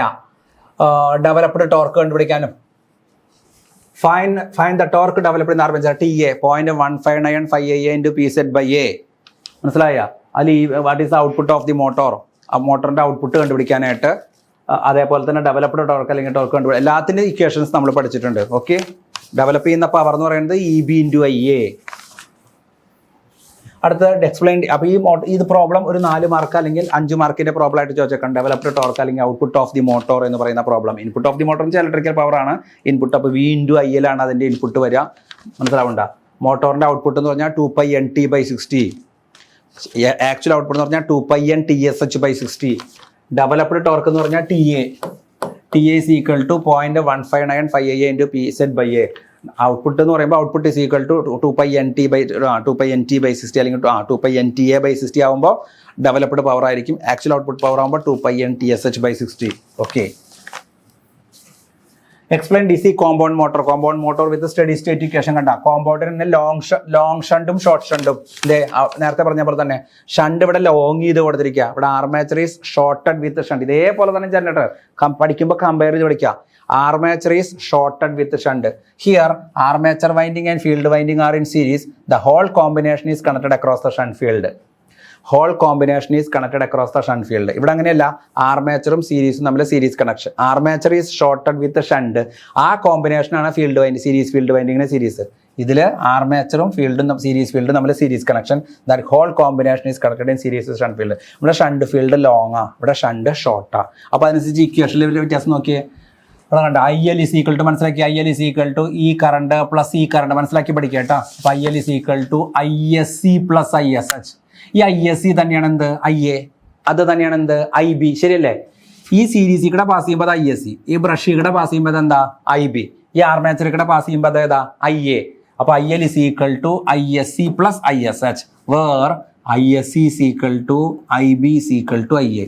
ഇതിൽ നോക്കിയേ, IL is equal to ISC. ഇതൊന്നും ബൈഹാർട്ട് പഠിക്കാൻ പറ്റില്ല, മാറിപ്പോകും. അതുകൊണ്ട് ഫിഗർ വരച്ച് പഠിക്കുക, സർക്യൂട്ട് ഡയഗ്രാം വരച്ച് പഠിക്കുക. ഷോർട്ട് ഷണ്ട് എന്ന് വെച്ചാൽ armature is shorted with shunt. കണ്ടോ, armature is shorted with shunt. That combination is connected in series with field resistance, field winding, series field winding. ഇവിടെ എന്താ ലോങ് ഷണ്ട്, അതായത് armature is connected in series with series field and that whole combination is connected across the shunt field. Shunt field വളരെ long ആയിരിക്കണം, ഇവിടെ shunt വളരെ short ആയിരിക്കണം. ഇതിലത്തെ equation എങ്ങനെ പറയാൻ നോക്കിയേ. IL is equal to ISC. ഈ ലൈനിൽ കൂടെ പാസ് ചെയ്യുന്ന കറണ്ട് ഇവിടെ വെച്ചിട്ടാ സ്പ്ലിറ്റ് ആവുക. ISC is equal to ISH plus IA. IA is equal to IB. ഇവിടെ പാസ് ചെയ്യുമ്പോൾ IB, ഇവിടെ പാസ് ചെയ്യുമ്പോൾ IA. ഒന്നുകൂടെ നോക്കിയേ. ഇവിടെ IL is equal to ISC plus ISH, where ISC is equal to IB is equal to IA. ഇവിടെ നോക്കിയേ, IL is equal to ISC. Clear? is equal to IB plus ISH, where IB is equal to IA. അങ്ങനെ മനസ്സിലാക്കി പഠിച്ചു കഴിഞ്ഞാൽ കിട്ടുക. ഇത് plus ഉള്ളിടത്ത് മുഴുവൻ മൈനസ് ആവും, മൈനസ് ഉള്ളതൊക്കെ പ്ലസ് ആവും. ഏതിൽ ജനറേറ്ററും മോട്ടറും തമ്മിലുള്ള കമ്പാരിസൺ വരുമ്പോൾ ഈ പറഞ്ഞ ഇക്വേഷൻസ് ആണ് ഞാൻ ഈ പറഞ്ഞ ഇക്വേഷൻ. ഇതിലെങ്ങനെ EB കണ്ടുപിടിക്കുക നോക്കി പറഞ്ഞ ഫിഗർ നോക്കാണ്ട് ഇത് നോക്കാണ്ട് ഇത് നോക്കി പറഞ്ഞ EB is equal to V minus ഈ ഒരു സംഭവമാണ് നമ്മളെപ്പോഴും ട്രേസ് ചെയ്യേണ്ടത് കേട്ടോ, ഈ ഒരു സംഭവം.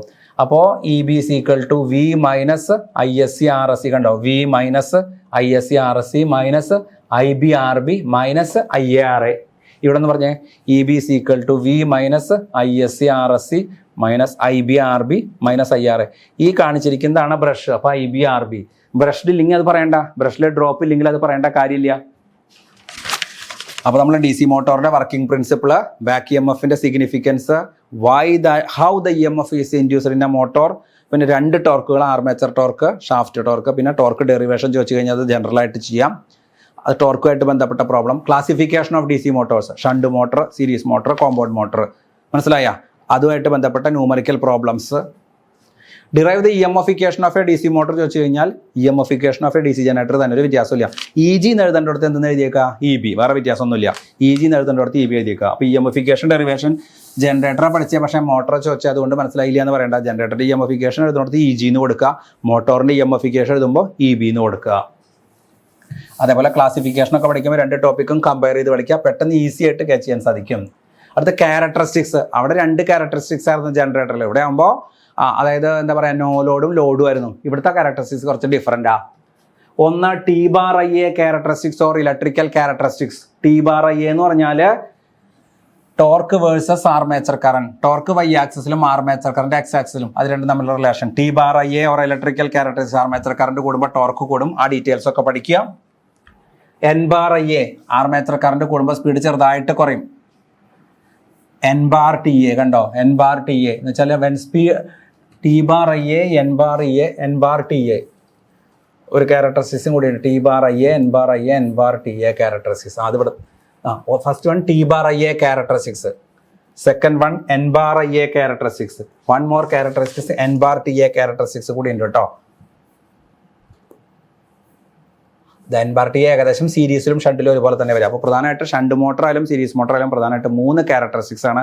ഒന്ന് T/IA torque versus armature current, torque Y ആക്സിസിലും ആർമേച്ചർ കറണ്ട് X ആക്സിസിലും. ഇങ്ങനെ പറഞ്ഞു പഠിച്ചോ, T/IA N/TA N/TA. ഇങ്ങനെ സീരീസ് ആയാലും ഷണ്ടായാലും T/IA ഇത് Yയിൽ ഇത് Xൽ, N/IA N/TA. അപ്പോൾ അതിൻ്റെ ക്യാരക്ടർ ഇതിൽ ഇത് കൂടുമ്പോൾ ഇത് കൂടും, ഇതിൽ ആർമേച്ചർ കറണ്ട് കൂടുമ്പോൾ ഇത് കുറയും, ഇതിൽ ഒന്ന് കൂടുമ്പോൾ മറ്റേത് കൂടുമ്പോൾ ഇത് കുറയും. ഓക്കെ, അത് ഇൻവേഴ്സ് പ്രൊപ്പോർഷനാണ് വരിക. അത് ഷണ്ട് മോട്ടോറിലുണ്ട്, സീരീസ് മോട്ടോറിലുണ്ട്. ക്യാരക്ടറിസ്റ്റിക്സ് ജനറേറ്ററിൻ്റെ ക്യാരക്ടറിസ്റ്റിക്സ് അല്ല, മോട്ടോറിൻ്റെ ക്യാരക്ടറിസ്റ്റിക്സ്. ജനറേറ്ററിലാണെങ്കിൽ നോ ലോഡ് ക്യാരക്ടറിസ്റ്റിക്സും ലോഡ് ക്യാരക്ടറിസ്റ്റിക്സും, ലോഡിൽ എക്സ്റ്റേണലും ഇൻറ്റേർണലും. ഇപ്പോൾ നമ്മൾ പറയുന്നത് മോട്ടറാണ്. മോട്ടോറിൻ്റെ ക്യാരക്ടറിസ്റ്റിക്സ് എന്ന് വെച്ചാൽ പ്രധാനമായിട്ട് 3 ക്യാരക്ടറിസ്റ്റിക്സ് ആണ്. T/IA characteristics, N/IA characteristics, N/TA characteristics. അത് ഷണ്ട് മോട്ടോറിലും പഠിക്കണം, സീരീസ് മോട്ടോറിലും പഠിക്കണം. അപ്പോൾ ക്യാരക്ടറിസ്റ്റിക്സ് ഓഫ് DC മോട്ടോഴ്സ് 5 മാർക്കിൻ്റെ ക്വസ്റ്റൻ ആയിട്ടൊക്കെ ചോദിച്ചേക്കാം, അല്ലെങ്കിൽ 6 മാർക്കിൻ്റെ ക്വസ്റ്റൻ ആയിട്ട് ചോദിച്ചേക്കാം. Differentiate between shunt motor and series motor എന്ന് വലിയ ക്വസ്റ്റൻ ആയിട്ട് ചോദിക്കുകയാണെങ്കിൽ സാധ്യത കുറവാണ്. അപ്പോൾ 2ൻ്റെ വർക്കിംഗ് പ്രിൻസിപ്പിൾ എഴുതാം, 2ൻ്റെ സ്റ്റഡി സ്റ്റേറ്റ് ഇക്വേഷൻസ് എഴുതാം, 2ൻ്റെ ക്യാരക്ടറിസ്റ്റിക്സ് എഴുതുക. ഓക്കെ, അപ്പോൾ അതാണ് ക്യാരക്ടറിസ്റ്റിക്സ്. ഞാൻ ഷണ്ട് മോട്ടറിൻ്റെ സീരീസ് മോട്ടറിനെ പറഞ്ഞു കേട്ടോ. T/IA N/IA അത് ക്യാരക്ടറിസ്റ്റിക്സ് ഓഫ് സീരീസ് മോട്ടർ. ഇവിടെ പറഞ്ഞത് characteristics of shunt motor. Characteristics of shunt മോട്ടറിൽ മറ്റേ സംഭവം കൂടിയുണ്ട്, N/TA. അത് ഏകദേശം ഈ ഷേപ്പ് തന്നെയാണ് വരിക, N/TA. N ഇവിടെ, ടോർക്ക് ഇവിടെ കേട്ടോ. അപ്പോൾ T/IA N/IA N/TA characteristics of DC shunt Motors. അതിൻ്റെയൊക്കെ ക്യാരക്ടറിസ്റ്റിക്സ് ഡീറ്റെയിൽ ആയിട്ട് പഠിക്കാം. സീരീസ് മോട്ടർ എങ്ങനെ സംഭവിക്കുന്നു, എന്ത് സംഭവിക്കുന്നു എന്നുള്ളത് ഞാൻ ഇവിടെ ജസ്റ്റ് പേരുകൾ മാത്രമേ നമ്മൾ പറഞ്ഞിട്ടുള്ളൂ. T/IA or electrical characteristics. അപ്പോൾ T/IA N/IA N/TA എന്ന് പറയുമ്പോൾ ഒരു കാര്യം കൂടി പറയാൻ വിട്ടുപോയി. ഇത് വിട്ടുപോയതല്ല, പറഞ്ഞിട്ട് നേരത്തെ സ്ട്രെസ് ചെയ്ത് പറഞ്ഞില്ല. ഇത് electrical characteristics. Last one mechanical characteristics. ഇതിനെ പ്രത്യേകിച്ച് അങ്ങനെ പേരൊന്നും പറയില്ല, ഈ നടുക്കിൽ തന്നെ പ്രത്യേകിച്ച് അങ്ങനെ പേരൊന്നും പറയാം. അപ്പോൾ T/IA characteristics or electrical characteristics, N/TA characteristics or mechanical characteristics. N/IA ക്യാരക്ടറിസ്റ്റിക്സിന് N/IA characteristics തന്നെ പറയുള്ളൂ. അടുത്ത explain the necessity of starter. എന്തിനാ സ്റ്റാർട്ടർ യൂസ് ചെയ്യണേ? സ്റ്റാർട്ടിങ് കറണ്ട് കുറയ്ക്കാൻ. എന്തിനാ സ്റ്റാർട്ടിങ് കറണ്ട് കുറയ്ക്കണേ? സ്റ്റാർട്ടിങ് കറണ്ട് വളരെ കൂടുതലായ കാരണം. എന്താ സ്റ്റാർട്ടിങ് കറണ്ട് വളരെ കൂടുതലായ കാരണം? സ്റ്റാർട്ടിങ്ങിൽ മോട്ടറിൽ എന്ത് EMF ഇല്ല, ബാക്ക് EMF ഇല്ല. അപ്പോൾ IA കണ്ടുപിടിക്കാനുള്ള ഇക്വേഷൻ എന്താ? V - EB/RA. So what is the value of EB at the instant of starting? EBയുടെ വാല്യൂ എത്രയാണ്? 0 സ്റ്റാർട്ടിങ്ങിൽ. കാരണം മോട്ടർ കറങ്ങുന്നില്ല, ആ സമയത്ത് ബാക്ക് EMF ഉണ്ടാവുന്നില്ല. അപ്പോൾ ബാക്ക് EMF 0. അപ്പോൾ armature current is very high. വളരെ ഹൈ ആകുമ്പോൾ മോട്ടർ കത്തിപ്പോവും. അപ്പോൾ അതിന് വേണ്ടിയിട്ട് സ്റ്റാർട്ടിങ് കറണ്ട് കുറയ്ക്കാനായിട്ടാണ് എന്ത് ഉപയോഗിക്കണേ? സ്റ്റാർട്ടർ ഉപയോഗിക്കണേ. What is the necessity of starter? Starting current of any motor is dangerously high even though this is an instantaneous phenomena, it is enough to burn the motor. കുറച്ച് നേരത്തേക്കുള്ളൂ ഈ സ്റ്റാർട്ടിങ്ങിൽ current കൂടുക എന്നുള്ള പ്രതിഭാസം, വളരെ കുറച്ച് നേരത്തേക്ക് മാത്രമേ ഉള്ളൂ. എങ്കിൽ കൂടി ആ കുറച്ച് നേരത്തേക്കുള്ളൂ എങ്കിൽ കൂടി അത് ആ മോട്ടറിനെ കത്തിച്ചു കളയും. അപ്പോൾ ആ കത്തിച്ച് കളയാതിരിക്കാൻ വേണ്ടി, മോട്ടർ കത്തി പോകാതിരിക്കാൻ വേണ്ടി നമ്മൾ എന്ത് ചെയ്യണം? സ്റ്റാർട്ടിങ്ങിൽ കറണ്ട് കുറയ്ക്കണം. സ്റ്റാർട്ടിങ്ങിൽ കറണ്ട് കുറയ്ക്കാൻ വേണ്ടി നമ്മൾ എന്താ ചെയ്യുക? സ്റ്റാർട്ടർ വെച്ച് കൊടുക്കും. സ്റ്റാർട്ടറിൽ എന്തുണ്ട്? Starter provide some resistance. Starter provide some additional resistance in series with armature. അങ്ങനെ ആർമേച്ചറിൻ്റെ റെസിസ്റ്റൻസ് കൂടി കറണ്ട് കുറയും. ഇതാണ് സ്റ്റാർട്ടർ പ്രധാനമായിട്ട് ചെയ്യണേ. അപ്പോൾ പിന്നെ നമ്മൾ സ്റ്റാർട്ടിങ്ങിൽ മാത്രമേ ശരിക്കും എന്തിൻ്റെ ആവശ്യമുള്ളൂ, സ്റ്റാർട്ടറിൻ്റെ ആവശ്യമുള്ളൂ. പിന്നെ കറണ്ട് കുറയ്ക്കേണ്ട പണി എന്താ, മോട്ടോർ സ്റ്റാർട്ട് ചെയ്ത് കഴിഞ്ഞാൽ മോട്ടറിൽ എന്തുണ്ടാവും, ബാക്ക് EMF ഉണ്ടാവും. ബാക്ക് EMF ഉണ്ടായി കഴിഞ്ഞാൽ IA = നോക്കിയാൽ V - EB/R. അപ്പോൾ V - EB എന്ന് പറയുമ്പോൾ EBയുടെ വാല്യൂ കൂടുമ്പോൾ IAയുടെ വാല്യൂ കുറഞ്ഞോളും. അപ്പോൾ EB കൂടുമ്പോൾ കറണ്ട് കുറയും. അതാണ് സിഗ്നിഫിക്കൻസ് ഓഫ് ബാക്ക് EMFൻ്റെ ആൻസറും കൂടി അപ്പോൾ പറഞ്ഞത്. What is the necessity of starter എന്നുള്ള ആൻസറിൽ ഒളിഞ്ഞു കിടപ്പുണ്ടത് ബാക്ക് EMFൻ്റെ സിഗ്നിഫിക്കൻസ്. സ്റ്റാർട്ടിങ്ങിൽ ബാക്ക് EMF ഇല്ല, അപ്പോൾ മോട്ടോറിൻ്റെ രക്ഷയ്ക്കെത്തുന്നത് സ്റ്റാർട്ടർ. കാരണം എങ്ങനെയാണ്, സ്റ്റാർട്ടറുകൾ റെസിസ്റ്റൻസ് കൂട്ടും ആർമേച്ചറിൻ്റെ, അപ്പോൾ റെസിസ്റ്റൻസ് കൂടുമ്പോൾ കറണ്ട് കുറയും. റണ്ണിങ് കണ്ടീഷൻ ആകുമ്പോഴേക്കും മോട്ടറിൽ ബാക്ക് EMF ഉണ്ടാവും. പിന്നെ കറണ്ട് കുറയ്ക്കേണ്ട പണി ആരെ ഏറ്റെടുത്തോളും, ബാക്ക് EMF ഏറ്റെടുത്തോളും. അതാണ് ബാക്ക് EMFൻ്റെ സിഗ്നിഫിക്കൻസ്. അപ്പോൾ നെസസിറ്റി ഓഫ് സ്റ്റാർട്ടർ പറഞ്ഞു, starting current of any motor is dangerously high. Starting current is about 6 to 7 times than that of the running current. 6 ഇരട്ടി കറണ്ട് സ്റ്റാർട്ടിങ്ങിൽ എടുക്കുന്ന കറണ്ട് എന്ന് പറയുന്നത് റണ്ണിങ്ങിൽ എടുക്കുന്ന കറണ്ടിൻ്റെ നോർമൽ കറണ്ടിൻ്റെ ഏകദേശം ഒരു 6 ഇരട്ടി കറണ്ട് വരും. അതുകൊണ്ട് നമുക്ക് ആ കറണ്ട് കുറയ്ക്കണം. ആ കറണ്ട് കുറയ്ക്കാൻ വേണ്ടിയിട്ടാണ് നമ്മൾ എന്ത് യൂസ് ചെയ്യുന്നത്, സ്റ്റാർട്ടർ യൂസ് ചെയ്യുന്നത്. ആ സ്റ്റാർട്ടർ എന്തൊക്കെയാണ് പ്രൊവൈഡ് ചെയ്യുക, റെസിസ്റ്റൻസ് കൂട്ടും ആർമേച്ചറിൻ്റെ, അപ്പോൾ കറണ്ട് കുറയും. അതാണ് പ്രധാനപ്പെട്ട സ്റ്റാർട്ടർ. 3 മാർക്കിൻ്റെ ക്വസ്റ്റൻ ആയിട്ടാണ് ചോദിക്കുക കേട്ടോ, നെസസിറ്റി ഓഫ് സ്റ്റാർട്ടർ ചോദിച്ചു കഴിഞ്ഞാൽ. ഇനി ഇങ്ങനെ സ്റ്റാർട്ടറിന് സ്റ്റാർട്ടിങ് കറണ്ട് കുറയ്ക്കാൻ വേണ്ടി മാത്രമല്ല, അതിന് പല ഉപകാരങ്ങൾ കൂടിയുണ്ട്. Explain the working of a 3-point starter. Figure നന്നായിട്ട് വരച്ച് എക്സ്പ്ലെയിൻ ചെയ്യുക. 7 മാർക്കിൻ്റെ ക്വസ്റ്റൻ ഒക്കെ ആയിട്ട് ചോദിക്കാം. ഈവൻ ചിലപ്പോൾ 9 മാർക്കിൻ്റെ ക്വസ്റ്റൻ ആയിട്ട് ചോദിക്കാം. എന്നാൽ 9 മാർക്കിൻ്റെ ക്വസ്റ്റൻ ഒക്കെ ആയിട്ട് സാധ്യത വളരെ കുറവാണ്. നിങ്ങളുടെ ഇപ്പോഴത്തെ 2024 സ്കീമിൻ്റെ പാറ്റേൺ അനുസരിച്ച് 9 മാർക്കിൻ്റെ ക്വസ്റ്റിന് സാധ്യത കുറവാണ്. 6, 3 അല്ലെങ്കിൽ 5, 4 ആയിരിക്കും സ്പ്ലിറ്റപ്പ്. 100% ഷുവർട്ടി നമുക്ക് പറയാൻ പറ്റില്ല. മിക്കവാറും ക്വസ്റ്റ്യൻസ് 5 മാർക്ക് 4 മാർക്കിൻ്റെ സ്പ്ലിറ്റപ്പ് ആയിട്ടാണ് അപ്പോൾ കണ്ടുവരുന്നത്. Explain the working of a 3-point starter. സ്റ്റാർട്ടറിൻ്റെ ഫിഗർ വരയ്ക്കുക. ഫിഗർ ഇല്ലാതെ ഒന്നും മീനിങ്ലെസ്സാ. Explain the working of a shunt motor, series motor എന്നൊക്കെ പറയുമ്പോൾ സ്റ്റഡി സ്റ്റേറ്റ് ഇക്വേഷൻസ് ഒക്കെ പറയുമ്പോൾ ഫിഗർ വേണം, സർക്യൂട്ട് വേണം. സർക്യൂട്ട് ഇല്ലാതെ എക്സ്പ്ലെയിൻ ചെയ്യുന്നത് മീനിങ്ലെസ് ആണ്. Explain the construction feature of a DC machine എന്ന് പറയുമ്പോൾ അവിടെ ഫിഗർ വേണം. മിക്കവാറും നമ്മൾ മെഷീൻസ് എഴുതുമ്പോൾ എല്ലാ പ്രോബ്ലത്തിലും എന്ത് വേണം, ചെറിയ സർക്യൂട്ടുകൾ അവിടെ അതുമായിട്ട് ബന്ധപ്പെട്ടുണ്ടാവണം. 3-point സ്റ്റാർട്ടർ മെയിനായിട്ട് സ്റ്റാർട്ടിങ് കറണ്ട് കുറയ്ക്കാനായിട്ട്. അതിൽ പ്രധാനമായിട്ടൊരു സ്റ്റാർട്ടിങ് ആമുണ്ട്, ഇങ്ങനെ മൂവ് ചെയ്ത് കൊണ്ടുപോകുന്നത്. അതിൽ നോ വോൾട്ട് റിലീസ് ഉണ്ട്, മനസ്സിലായി. അതിൻ്റെ പാർട്സും കാര്യങ്ങളൊക്കെ പഠിക്കുക. പിന്നെ അതിൽ ലോ വോൾട്ടേജ് വരുമ്പോൾ മോട്ടറിന് ഓഫ് ആവണം, ഓവർലോഡ് വരുമ്പോഴും മോട്ടർ ഓഫ് ആവണം. അപ്പോൾ ഒരു സ്റ്റാർട്ടർ പ്രധാനമായിട്ട് ചെയ്യുന്നത് സ്റ്റാർട്ടിങ് കറണ്ട് കുറയ്ക്കൽ മാത്രമല്ല, low voltage protection and overload protection. Low voltage protection and overload protection. Load കൂടുമ്പോൾ മോട്ടറിനെ സേഫാക്കി വെക്കുന്നു, വോൾട്ടേജ് കുറയുന്ന സമയത്ത് മോട്ടറിനെ ഓഫ് ആക്കുന്നു. അങ്ങനെ it ensures the overall protection of the motor. ഏത് സ്റ്റാർട്ടർ നമുക്ക് പഠിക്കാനുള്ള 3-point സ്റ്റാർട്ടർ. ഏതൊക്കെയാ 3 points കണ്ടോ? 3 points ഞാൻ നേരത്തെ പറഞ്ഞു. LFA കണ്ടോ, LFA line field armature. 3-point starter line field armature. അപ്പോൾ അതിൻ്റെ low voltage protection, overload protection, ഇവ കാര്യങ്ങളൊക്കെ പഠിക്കാം. 7 മാർക്കിൻ്റെ ക്വസ്റ്റനൊക്കെ അവരെ ആയിട്ട് ചോദിച്ചേക്കാം. അടുത്തത് ഡിഫറെൻറ്റ് ടൈപ്സ് ഓഫ് ബ്രേക്കിംഗ്. ഇതുമായിട്ട് ബന്ധപ്പെട്ട ന്യൂമറിക്കൽ പ്രോബ്ലംസും ചോദിക്കില്ല, ബ്രേക്കിങ്ങുമായിട്ട് ബന്ധപ്പെട്ട ന്യൂമറിക്കൽ പ്രോബ്ലംസ് ചോദിക്കില്ല. അപ്പോൾ 3 തരം ബ്രേക്കിംഗ് ആണ്. Rheostatic or dynamic braking, plugging, regenerate. Braking എന്തിനാ ബ്രേക്കിംഗ്? നമ്മൾ വണ്ടി ഓടിക്കുമ്പോൾ ഇതിനാ ബ്രേക്ക് പിടിക്കണേ, സ്പീഡ് കൺട്രോൾ ചെയ്യാനായിട്ട് അല്ലേ? സ്പീഡ് കൺട്രോൾ ചെയ്യണമെങ്കിൽ പെട്ടെന്ന് നമുക്ക് in order to stop a DC motor, speed control ചെയ്യേണ്ടത് പെട്ടെന്ന് മോട്ടോർ ഓഫ് ചെയ്യാനായിട്ട്. ബ്രേക്ക് ചെയ്യുക മീൻസ് ബ്രേക്ക് പിടിക്കാൻ വെച്ചാൽ വണ്ടി നിർത്തുക. കൺട്രോൾ ചെയ്യാന്നുള്ളതിനേക്കാൾ ഒരു മോട്ടറിനെ ബ്രേക്ക് ചെയ്യാന്ന് വെച്ചാൽ വണ്ടി ബ്രേക്ക് ചെയ്യാൻ വെച്ചാൽ വണ്ടി നിർത്തുക എന്നുള്ളതാണ്.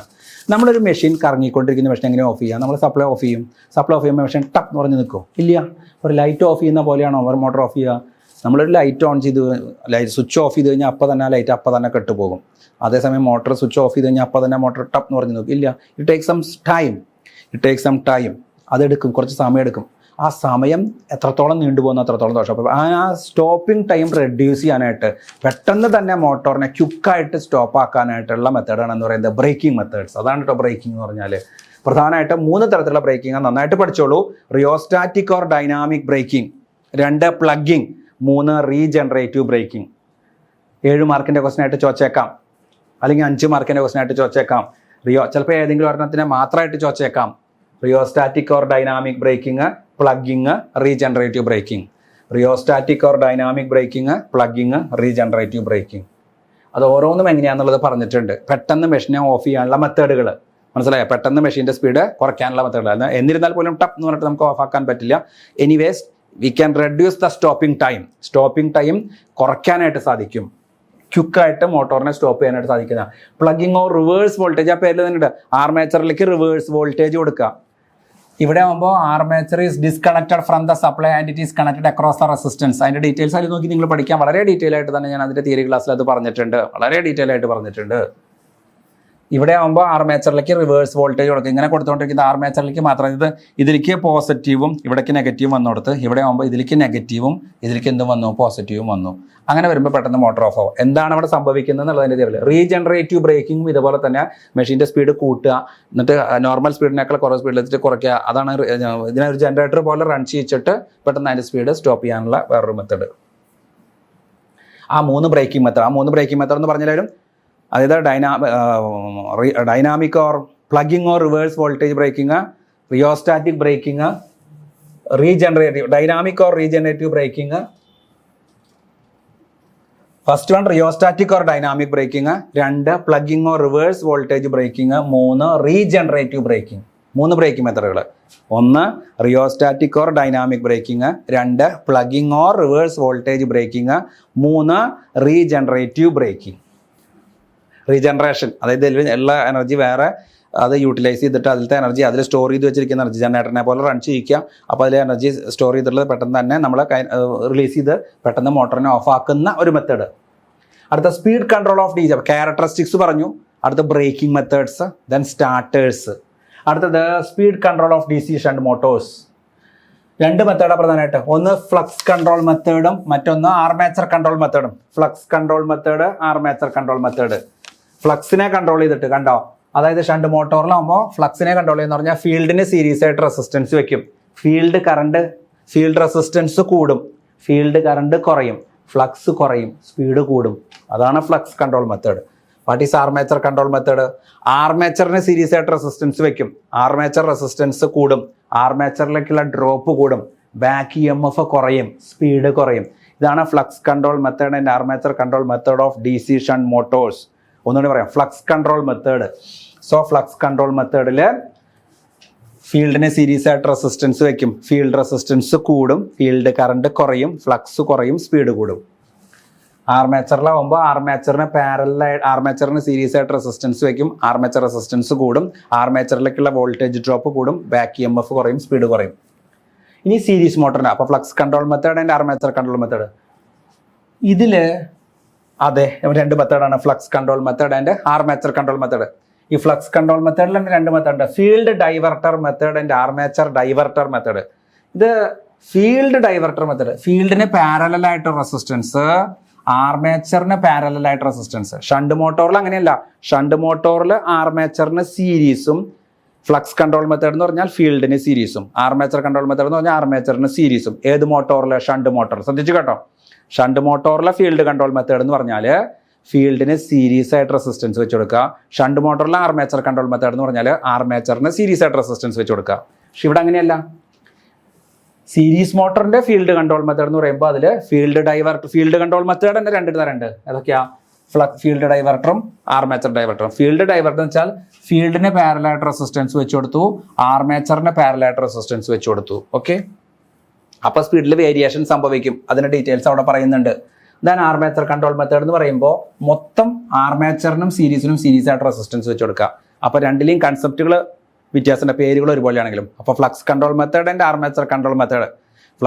സീരീസ് മോട്ടോറിലെ ഫ്ലക്സ് കൺട്രോൾ മെത്തേഡിൽ തന്നെ 2ആയിട്ട് വീണ്ടും ക്ലാസിഫൈ ചെയ്തിട്ടുണ്ട്. Field diverter method and armature diverter method. Field diverter method and armature diverter method. Then power flow. അപ്പോൾ ആ ഒരു ടോപ്പിക്ക്, അപ്പോൾ speed control method of shunt motor ചോദിച്ചേക്കാം, speed control method of series motor ചോദിച്ചേക്കാം. ചിലപ്പോൾ comparison ആവും ചോദിക്കാം. 5 mark മുതൽ 9 മാർക്കിൻ്റെ ക്വസ്റ്റ്യൻ വരെ ചോദിച്ചേക്കാം. പ്രധാനമായിട്ട് 5 മാർക്ക് അല്ലെങ്കിൽ 6 മാർക്ക് അല്ലെങ്കിൽ 7 മാർക്കിനാണ് സാധ്യത കൂടുതൽ. Speed control of shunt motors അത് 2 മെത്തേഡാണ്, ഫ്ലക്സ് കൺട്രോൾ മെത്തേഡും ആർമേച്ചർ കൺട്രോൾ മെത്തേഡും. Speed control method of series motor അത് 2 മെത്തേഡുണ്ട്, ഫ്ലക്സ് കൺട്രോൾ മെത്തേഡും ആർമേച്ചർ കൺട്രോളും. പക്ഷേ ആ flux control method is again classified into field diverter method and armature diverter method. അടുത്ത power flow diagram or power stage of a DC motor. നേരെ തിരിച്ചു വരും, നേരത്തെ ജനറേറ്ററിന് നേരെ തിരിച്ച്. അതായത് അവിടെ ഇങ്ങനെയായിരുന്നെങ്കിൽ ഇവിടെ എങ്ങനെ, just opposite. Electrical input, electrical loss, mechanical power developed, mechanical loss, actual output power. അപ്പോൾ ഇത് പഠിക്കുമ്പോഴല്ലോ കമ്പയർ ചെയ്ത് പഠിക്കുക. ഏത്? അതിൻ്റെ DC ജനറേറ്ററിൻ്റെ പവർ സ്റ്റേജും DC മോട്ടോറിൻ്റെ പവർ സ്റ്റേജും. ഇത് മൈനസ് ഇത് ഇസ് ഈക്വൽ ടു ഇത്, ഇത് മൈനസ് ഇത് ഇസ് ഈക്വൽ ടു ഇത്. ഇതേപോലെ തന്നെയാണ് ഞാൻ മറ്റോടത്തും പറഞ്ഞത്. പക്ഷെ അവിടെ mechanical power input, mechanical loss, electrical power developed, electrical loss, actual output power ആണ്. ഇവിടെ അങ്ങനെയല്ല, ഇലക്ട്രിക്കൽ ഇൻപുട്ട് കൊടുക്കുന്നു, മെക്കാനിക്കൽ ഔട്ട്പുട്ട്. അവിടെ അങ്ങനെയല്ല, ജനറേറ്ററിൽ മെക്കാനിക്കൽ ഇൻപുട്ടും ഇലക്ട്രിക്കൽ ഔട്ട്പുട്ടും. മോട്ടോറിൽ ഇലക്ട്രിക്കൽ ഇൻപുട്ടും മെക്കാനിക്കൽ ഔട്ട്പുട്ടും. നേരെ തിരിച്ചിങ്ങോട്ട് വരും. ഒരെണ്ണത്തിൻ്റെ നേരെ തിരിച്ചെഴുതി കഴിഞ്ഞാൽ ആൻസറായി. അങ്ങനെ ഒരു എളുപ്പപ്പണിയും കൂടി ഉണ്ട്, മനസ്സിലാക്കി പഠിക്കുക. ഇതിൽ അതേ 3 തരം എഫിഷ്യൻസി ഉണ്ട്. ഇലക്ട്രിക്കൽ എഫിഷ്യൻസി എന്ന് വെച്ചാൽ electrical output by electrical input into 100. Mechanical efficiency എന്ന് വെച്ചാൽ mechanical output by mechanical input into 100. Overall efficiency അഥവാ കൊമേഴ്സ്യൽ എഫിഷ്യൻസി എന്ന് പറഞ്ഞാൽ actual output by actual input into 100. നേരെ തിരിഞ്ഞു വരും ജനറേറ്ററിൽ കേട്ടോ. പക്ഷേ കൺസെപ്റ്റ് രണ്ടിലും ഒരുപോലെ തന്നെ. ഈ പവർ സ്റ്റേജിൻ്റെ നേരെ തിരിഞ്ഞു വരും ജനറേറ്ററിൽ. അപ്പോൾ ഇലക്ട്രിക്കൽ ഔട്ട്പുട്ട് ബൈ ഞാനിപ്പോൾ മോട്ടറിൻ്റെ പറയണേ, electrical output by electrical input into 100. അതാണ് electrical efficiency. Mechanical output by mechanical input into 100. അതാണ് mechanical efficiency. Overall efficiency or commercial efficiency means actual output power by actual input power into 100. So next, what are the different types of losses occurring in a DC motor? What are the losses occurring in a DC generator? The same losses are occurring in a DC motor. ഏതൊക്കെയാ? ഒന്ന് മെയിനായിട്ട് copper loss. Copper loss എന്ന് പറഞ്ഞാൽ armature copper loss, shunt field copper loss, series field copper loss, അഥവാ variable loss അഥവാ electrical loss. Same answer ആണ് രണ്ടിൻ്റെയും. Variable loss അല്ലെങ്കിൽ I²R ലോസ് അല്ലെങ്കിൽ ഇലക്ട്രിക്കൽ ലോസ് ഒക്കെ ഒന്ന് തന്നെ. ദെൻ അയൺ ലോസ് അല്ലെങ്കിൽ കോർ ലോസ് അല്ലെങ്കിൽ മാഗ്നറ്റിക് ലോസ്. അത് രണ്ടായിട്ട് ക്ലാസിഫൈ ചെയ്തിട്ടുണ്ട്, hysteresis loss and eddy current loss. Then mechanical loss, പ്രധാനമായിട്ട് friction loss and windage loss. അപ്പോൾ ഫസ്റ്റ് കോപ്പർ ലോസ് അഥവാ I²R ലോസ് അഥവാ ഇലക്ട്രിക്കൽ ലോസ്. അത് എവിടേക്കാണ് സംഭവിക്കുക? എവിടേക്ക് ഒരു വൈൻഡിങ് ഉണ്ടോ ആ വൈൻഡിങ്ങിലൂടെ എവിടെയൊക്കെ കറണ്ട് പാസ് ചെയ്യുന്നുണ്ടോ തീർച്ചയായിട്ടും ആ റെസിസ്റ്റൻസിലുള്ള വൈൻഡിങ്ങിലൂടെ 5 ആംപിയർ കറണ്ട് കടന്നു പോകുമ്പോൾ അവിടെ എന്തുണ്ടാവും? I²R ലോസ് ഉണ്ടാവും. That I²R loss occurring in the shunt field of a motor, series field of a motor, armature of a motor. അപ്പോൾ ആർമേച്ചറിൽ സംഭവിക്കുന്ന ലോസ് ആർമേച്ചർ കോപ്പർ ലോസ്, ഷണ്ടിൽ സംഭവിക്കുന്ന ലോസ് ഷണ്ട് കോപ്പർ ലോസ്, സീരീസിൽ സംഭവിക്കുന്ന ലോസ് സീരീസ് കോപ്പർ ലോസ്. ഇതേപോലെ തന്നെയാണ് ഇവിടെ മോട്ടറിനെ പറയണമെന്ന് വെച്ചിട്ടുണ്ടെങ്കിൽ അവിടെ ജനറേറ്ററിൽ പറഞ്ഞത് മാത്രം. പിന്നെ കോർ ലോസ് അഥവാ അയൺ ലോസ് അഥവാ മാഗ്നറ്റിക് ലോസ്. ഈ വൈൻഡിങ് എല്ലാം ചുറ്റിയ കോറുമയാണ്. അപ്പോൾ വൈൻഡിങ്ങിലൂടെ കറണ്ട് കടത്തി വിടുമ്പോൾ ആ കോർ എന്തായിട്ട് മാറും? മാഗ്നറ്റായിട്ട് മാറും. ആ കോറിൽ സംഭവിക്കുന്ന ലോസാണ് കോർ ലോസ് അല്ലെങ്കിൽ അയൺ ലോസ് അല്ലെങ്കിൽ മാഗ്നറ്റിക് ലോസ്. അത് രണ്ടായിട്ട് ക്ലാസിഫൈ ചെയ്യുന്നത് ഏതൊക്കെയാണ് വരിക? Hysteresis loss and eddy current loss. എന്താ പറയുക? അത് hysteresis loss and eddy current loss. Then mechanical loss. Mechanical loss പ്രധാനമായിട്ട് രണ്ടാണ്, friction loss and windage loss. Okay, അപ്പോൾ ഇതേ ലോസുകൾ തന്നെയാണ്. നിങ്ങൾ ജനറേറ്ററിൻ്റെയും മോട്ടറിൻ്റെ ഒരേപോലെയാണ് ലോസ്. ആൻസറുകൾ വ്യത്യാസം ഇല്ല. അടുത്ത, give the voltage and power equation of a DC motor. Voltage equation EB is equal to V minus IR. അത് പഠിച്ചാൽ മതി. അപ്പോൾ EB is equal to V minus IR. അപ്പോൾ V is equal to എന്താ പറയുക? EB plus IR. രണ്ടും തന്നെ EB is equal to V minus IAR. V is equal to EB plus IAR. കഴിഞ്ഞു. ഇനി എന്താ പവർ ഇക്വേഷൻ കിട്ടാനായിട്ട്? ഈ വോൾട്ടേജ് ഇക്വേഷൻ്റെ രണ്ട് സൈഡിലും IA കൊണ്ട് മൾട്ടിപ്ലൈ ചെയ്യാം. V into IA is equal to EB into IA. ഈ സഫിക്സ് ബി ആണ് കേട്ടോ, ഈ suffix B. EB into IA plus IAR into IA, അതായത് I²R. അപ്പോൾ V is equal to EB IA. ഇതാണ് വോൾട്ടേജ് ഇക്വേഷൻ. ഈ വോൾട്ടേജ് ഇക്വേഷൻ്റെ സൈഡിലെ വോൾട്ടേജ് ഇക്വേഷൻ്റെ രണ്ട് സൈഡിലും IA കൊണ്ട് മൾട്ടിപ്ലൈ ചെയ്യാം. V into IA is equal to EB into IA minus V is equal to EB plus IAR. Equation ഇത് മാറിപ്പോയി. V is equal to EB plus IAR. VIA is equal to EBIA plus IA²R. അപ്പോൾ power ഇക്വേഷനായി. Voltage ഇക്വേഷൻ്റെ രണ്ട് സൈഡിലും IA കൊണ്ട് multiply ചെയ്ത് കഴിഞ്ഞാൽ power ഇക്വേഷനായി. So this is the power equation of a DC motor. 2-3 മാർക്കിൻ്റെ ക്വസ്റ്റൻ ആയിട്ട് ചോദിക്കുക, വോൾട്ടേജ് ഇക്വേഷൻ അല്ലെങ്കിൽ പവർ ഇക്വേഷൻ. അടുത്ത ടെസ്റ്റുകൾ, പ്രധാനമായിട്ട് 4 ടെസ്റ്റുകളാണ്. നമ്മൾ ലാബിൽ നിങ്ങൾ പഠിച്ചിട്ടുണ്ടെങ്കിൽ അത് പഠിച്ചു വെച്ചാൽ മതി. വേറെ അതിന് വേണ്ടി അതിൻ്റെ ലാബിലത്തെ അതേ സർക്യൂട്ട് ഡയഗ്രാം വരച്ച് വെച്ചാൽ മതി, ലാബിലത്തെ അതേ പ്രൊസീജിയർ എഴുതി വെച്ചാൽ മതി, യാതൊരു പ്രശ്നവുമില്ല. ഒന്ന് സിൻബേൺസ് ടെസ്റ്റ്, ഏറ്റവും ഇമ്പോർട്ടൻ്റ് ആയിട്ടുള്ള ടെസ്റ്റാണ് സിൻബേൺസ് ടെസ്റ്റ് അഥവാ നോ ലോ ടെസ്റ്റ്. ഷണ്ട് മോട്ടോറിൽ മാത്രമേ സിൻബേൺസ് ടെസ്റ്റ് നടത്താൻ പാടുള്ളൂ. പിന്നൊന്ന് ഹോപ്കിൻസൺ ടെസ്റ്റ്, ഒരേപോലെയുള്ള 2 മെഷീൻസിൽ നടത്തുന്ന ടെസ്റ്റാണ് ഹോപ്കിൻസൺ ടെസ്റ്റ്. പിന്നൊന്ന് റിറ്റാർഡേഷൻ ടെസ്റ്റ്, പിന്നൊന്ന് separation of loss of DC shunt motor. ഈ 4 ടെസ്റ്റുകൾ വളരെ ഇമ്പോർട്ടൻ്റാണ്. 4 ടെസ്റ്റുകളിൽ എല്ലാം എസ്സേ ടൈപ്പ് ക്വസ്റ്റൻ ആയിട്ടാണ് ചോദിക്കാം. അതുമായിട്ട് ബന്ധപ്പെട്ട് ന്യൂമറിക്കൽ പ്രോബ്ലംസ് ചോദിക്കും. അപ്പോൾ ഒന്നാമത്തെയാണ് സിൻബേൺസ് ടെസ്റ്റ് അഥവാ no load test. Predetermine the efficiency of a DC machine എന്താണ് സിൻബേൺസ് ടെസ്റ്റ് അഥവാ no load test? This test is done to predetermine the efficiency of a DC machine when it runs as a motor or generator at different loads. അതായത് ഒരു ഇൻഡസ്ട്രിയിലെ കുറേ machines ഉണ്ട്, മോട്ടറും ജനറേറ്ററൊക്കെ ഉണ്ടെന്ന് വയ്ക്കുക. ഇതിൻ്റെയൊക്കെ efficiency നമുക്ക് ലോഡ് കൊടുത്തിട്ടേ കണ്ടുപിടിക്കാൻ പറ്റുള്ളൂ എന്ന് പറഞ്ഞു കഴിഞ്ഞാൽ അതൊരു ഡിറ്റർമിനേഷനാണ്. ലോഡ് കൊടുക്കാതെ തന്നെ നമുക്ക് പരമാവധി ലോസ് ഒഴിവാക്കാം. ലോഡ് കൊടുക്കാതെ തന്നെ നമുക്കൊരു മെഷീൻ ഈ ലോഡിൽ ഹാഫ് ലോഡ് കൊടുത്തു കഴിഞ്ഞാൽ ഇത്ര എഫിഷ്യൻസിയിൽ വർക്ക് ചെയ്യും, ഫുൾ ലോഡ് കൊടുത്തു കഴിഞ്ഞാൽ ഇത്ര എഫിഷ്യൻസിയിൽ വർക്ക് ചെയ്യും എന്ന് പറയാൻ പറ്റുന്ന ആ ഡിറ്റർമിനേഷനാണെന്ന് പറയുന്നത്. ലോഡ് കൊടുക്കാതെ തന്നെ എഫിഷ്യൻസി ഡിറ്റർമിൻ ചെയ്യാൻ പറ്റുന്നതാണ് പ്രീ ഡിറ്റർമിനേഷൻ. സാധാരണ ലോഡ് കൊടുത്തിട്ടാണ് എഫിഷ്യൻസി കണ്ടുപിടിക്കുക. ലോഡ് കൊടുക്കാതെ തന്നെ നമുക്ക് എഫിഷ്യൻസി പ്രഡിക്റ്റ് ചെയ്യാൻ പറ്റും. അതിനാണ് പ്രീ ഡിറ്റർമിനേഷൻ എന്ന് പറയുന്നത്. പക്ഷേ ഞാൻ എന്ത് നടത്തേണ്ടി വരും? ലോഡ് കൊടുക്കാണ്ട് ഒരു ടെസ്റ്റ് നടത്തുന്നു. അതാണ് നോ ലോഡ് ടെസ്റ്റ് അഥവാ സിൻബേൺസ് ടെസ്റ്റ്. ആ ടെസ്റ്റ് നടത്തി കിട്ടുന്ന ഡാറ്റയിൽ നിന്ന് നമുക്ക് പ്രഡിക്റ്റ് ചെയ്യാൻ പറ്റും ഈ ഒരു മെഷീൻ ഫുൾ ലോഡിൽ എത്ര പെർസെൻറ്റേജ് എഫിഷ്യൻസി കാണിക്കും, ഹാഫ് ലോഡിൽ എത്ര പെർസെൻറ്റേജ് കാണിക്കും, ക്വാർട്ടർ ലോഡിൽ എത്ര പെർസെൻറ്റേജ് എഫിഷ്യൻസി കാണിക്കും. ഈ ഒരു മെഷീൻ ജനറേറ്ററായിട്ട് വർക്ക് ചെയ്യുകയാണെങ്കിൽ, ഈ മെഷീൻ മോട്ടറായിട്ട് വർക്ക് ചെയ്യുകയാണെങ്കിൽ ഇന്ന ലോഡിൽ ഇത്ര ശതമാനം എഫിഷ്യൻസി കാണിക്കുമെന്ന് പ്രഡിക്റ്റ് ചെയ്യാൻ പറ്റും. This is not a silly thing. അത് വളരെ വലിയൊരു കാര്യമാണ്. അപ്പോൾ എല്ലാ മെഷീൻസും കുറേ മെഷീൻസിന് ആ മെഷീൻസ് മുഴുവൻ ലോഡ് കൊടുത്തിട്ടേ നമുക്ക് അതിൻ്റെ പെർഫോമൻസ് പറയാൻ പറ്റില്ല എന്ന് പറഞ്ഞു കഴിഞ്ഞാൽ അത് കുറച്ച് ബുദ്ധിമുട്ടാണ്. പക്ഷേ നമുക്ക് ഒരു മെഷീൻ്റെ പെർഫോമൻസ് നമുക്ക് പ്രഡിക്റ്റ് ചെയ്യാൻ പറ്റും. അപ്പോൾ നല്ല മെഷീനാണെങ്കിൽ നമുക്കത് സർവീസ് ചെയ്യാം. അതല്ല നല്ല മെഷീനാണെങ്കിൽ നമുക്കത് അതിനെ നമുക്ക് സർവീസിലിടാം. അതല്ലാന്നുണ്ടെങ്കിൽ അത് മാറ്റി വെക്കാം, അല്ല മോശം പെർഫോമൻസ് ആണെങ്കിൽ. പക്ഷേ അതിനെന്ത് ചെയ്യണം? പ്രഡിക്റ്റ് ചെയ്യാൻ പറ്റണം. പ്രഡിക്റ്റ് ചെയ്യാൻ പറ്റുന്ന വെറുതെ കണ്ടു പറയുന്നതല്ല, ടെസ്റ്റ് നടത്തിക്കൊണ്ട്. അതാണ് predetermination. Without giving load we can find out the efficiency when this machine works as a motor or generator at different loads. അതാണ് സിൻബേൺസ് ടെസ്റ്റ് അഥവാ നോ ലോഡ് ടെസ്റ്റ്. അത് ഷണ്ട് മോട്ടോറിൽ മാത്രമേ പറ്റുള്ളൂ. കാരണം സീരീസ് മോട്ടോറിൽ നോ ലോഡ് ടെസ്റ്റ് അലൗഡ് അല്ല. Series motor നമുക്ക് നോ ലോഡിൽ റൺ ചെയ്യാൻ സാധിക്കില്ല. സീരീസ് മോട്ടറിന് നോ ലോഡിൽ റൺ ചെയ്താൽ അത് ഇൻഫൈനൈറ്റ് സ്പീഡിലേക്ക് പോകും. അതുകൊണ്ട് Swinburne's test is applicable only for shunt motors, not for series motors. എന്തിനാണ് ഈ ടെസ്റ്റ് ചെയ്യണേ? Predetermine the efficiency of a DC machine when it works as a motor or generator at different loads. അതിൻ്റെ പ്രൊസീജിയറും കാര്യങ്ങളൊക്കെ വ്യക്തമായിട്ട് പറഞ്ഞിട്ടുണ്ട്. ഈ Swinburne's test വെച്ചിട്ടുള്ള പ്രോബ്ലം വളരെ ഇമ്പോർട്ടൻ്റ് ആണ്.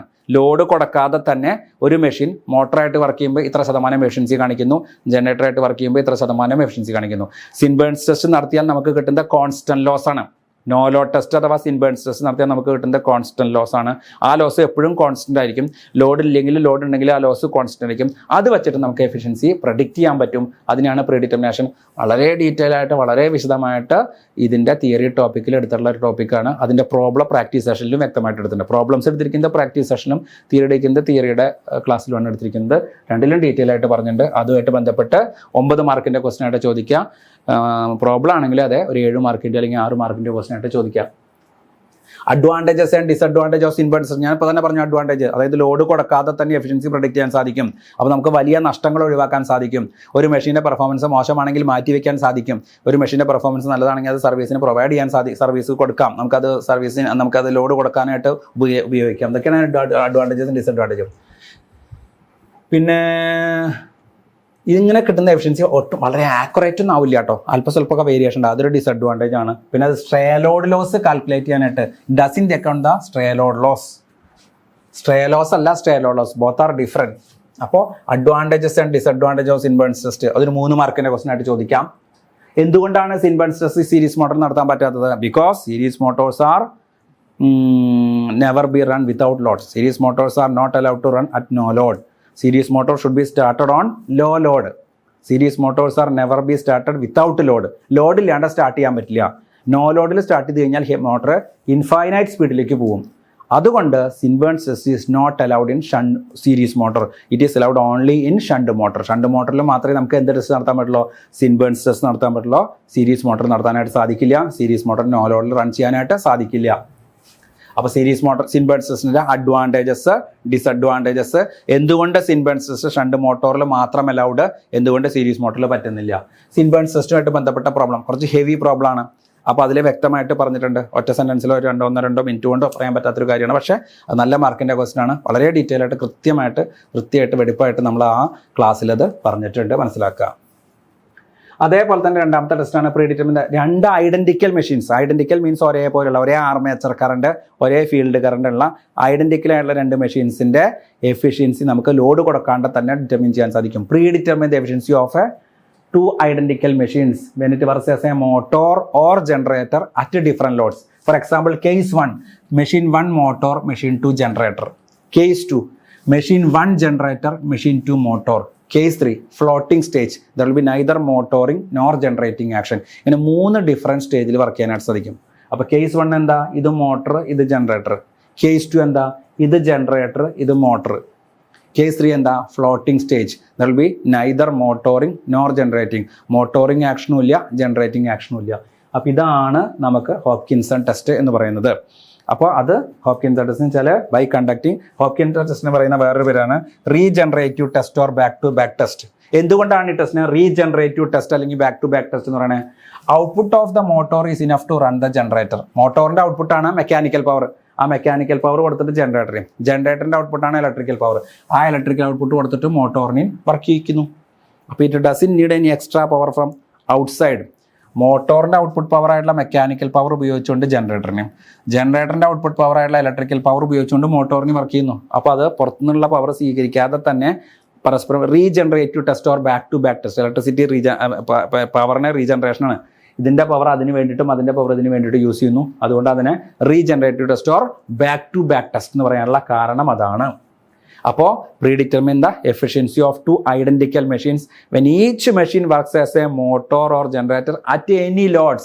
ഏത് ലോഡിൽ വേണമെങ്കിൽ വർക്ക് ചെയ്യാനായിട്ട് സാധിക്കും. അതായത് ഇതാണ് കേസ് 1. ഇത് ഞാൻ മെഷീൻ നമ്പർ 1 ഇതിനെ ഞാൻ മെഷീൻ നമ്പർ 2 എന്ന് റെപ്രസെൻറ്റ് ചെയ്യുകയാണെങ്കിൽ machine number 1 motor, machine number 2 generator ആയിട്ട് വർക്ക് ചെയ്യിക്കാം.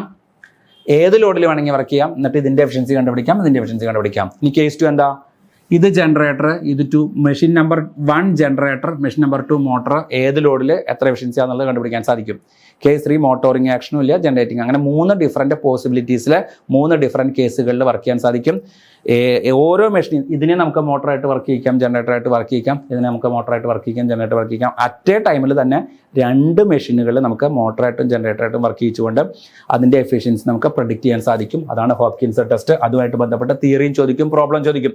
തിയറി ചോദിച്ചാലും പ്രോബ്ലം ചോദിച്ചാലും 9 മാർക്കിൻ്റെ ക്വസ്റ്റൻ ആയിട്ടാണ് ചോദിക്കുക, അല്ലെങ്കിൽ മിനിമം ഒരു 7 മാർക്കിൻ്റെ ക്വസ്റ്റൻ ആയിട്ടാണ് ചോദിക്കാൻ പറ്റുള്ളൂ ഹോപ്കിൻസൺ ടെസ്റ്റും അതിൻ്റെ പ്രോബ്ലം. ഹോപ്കിൻസൺ ടെസ്റ്റ് അതിൻ്റെ റീഡിംഗ് എടുക്കുന്ന വിധം, പ്രൊസീജിയർ റീഡിംഗ് എടുക്കുന്ന അതൊരു പ്രൊസീജിയർ വരുമ്പോൾ ആദ്യം സർക്യൂട്ട് ഡയഗ്രാം വരയ്ക്കുക. ദെൻ പ്രൊസീജിയർ വരുമ്പോൾ first connections are done as per the figure, then precautionary measures, then actual procedure, then how to take the readings, then sample calculation, then expected graph. ഇങ്ങനെയാണ് ഒരു experimental procedure എന്ന് പറയുന്നത്. അപ്പോൾ ആദ്യം electric circuit diagram വരയ്ക്കുക.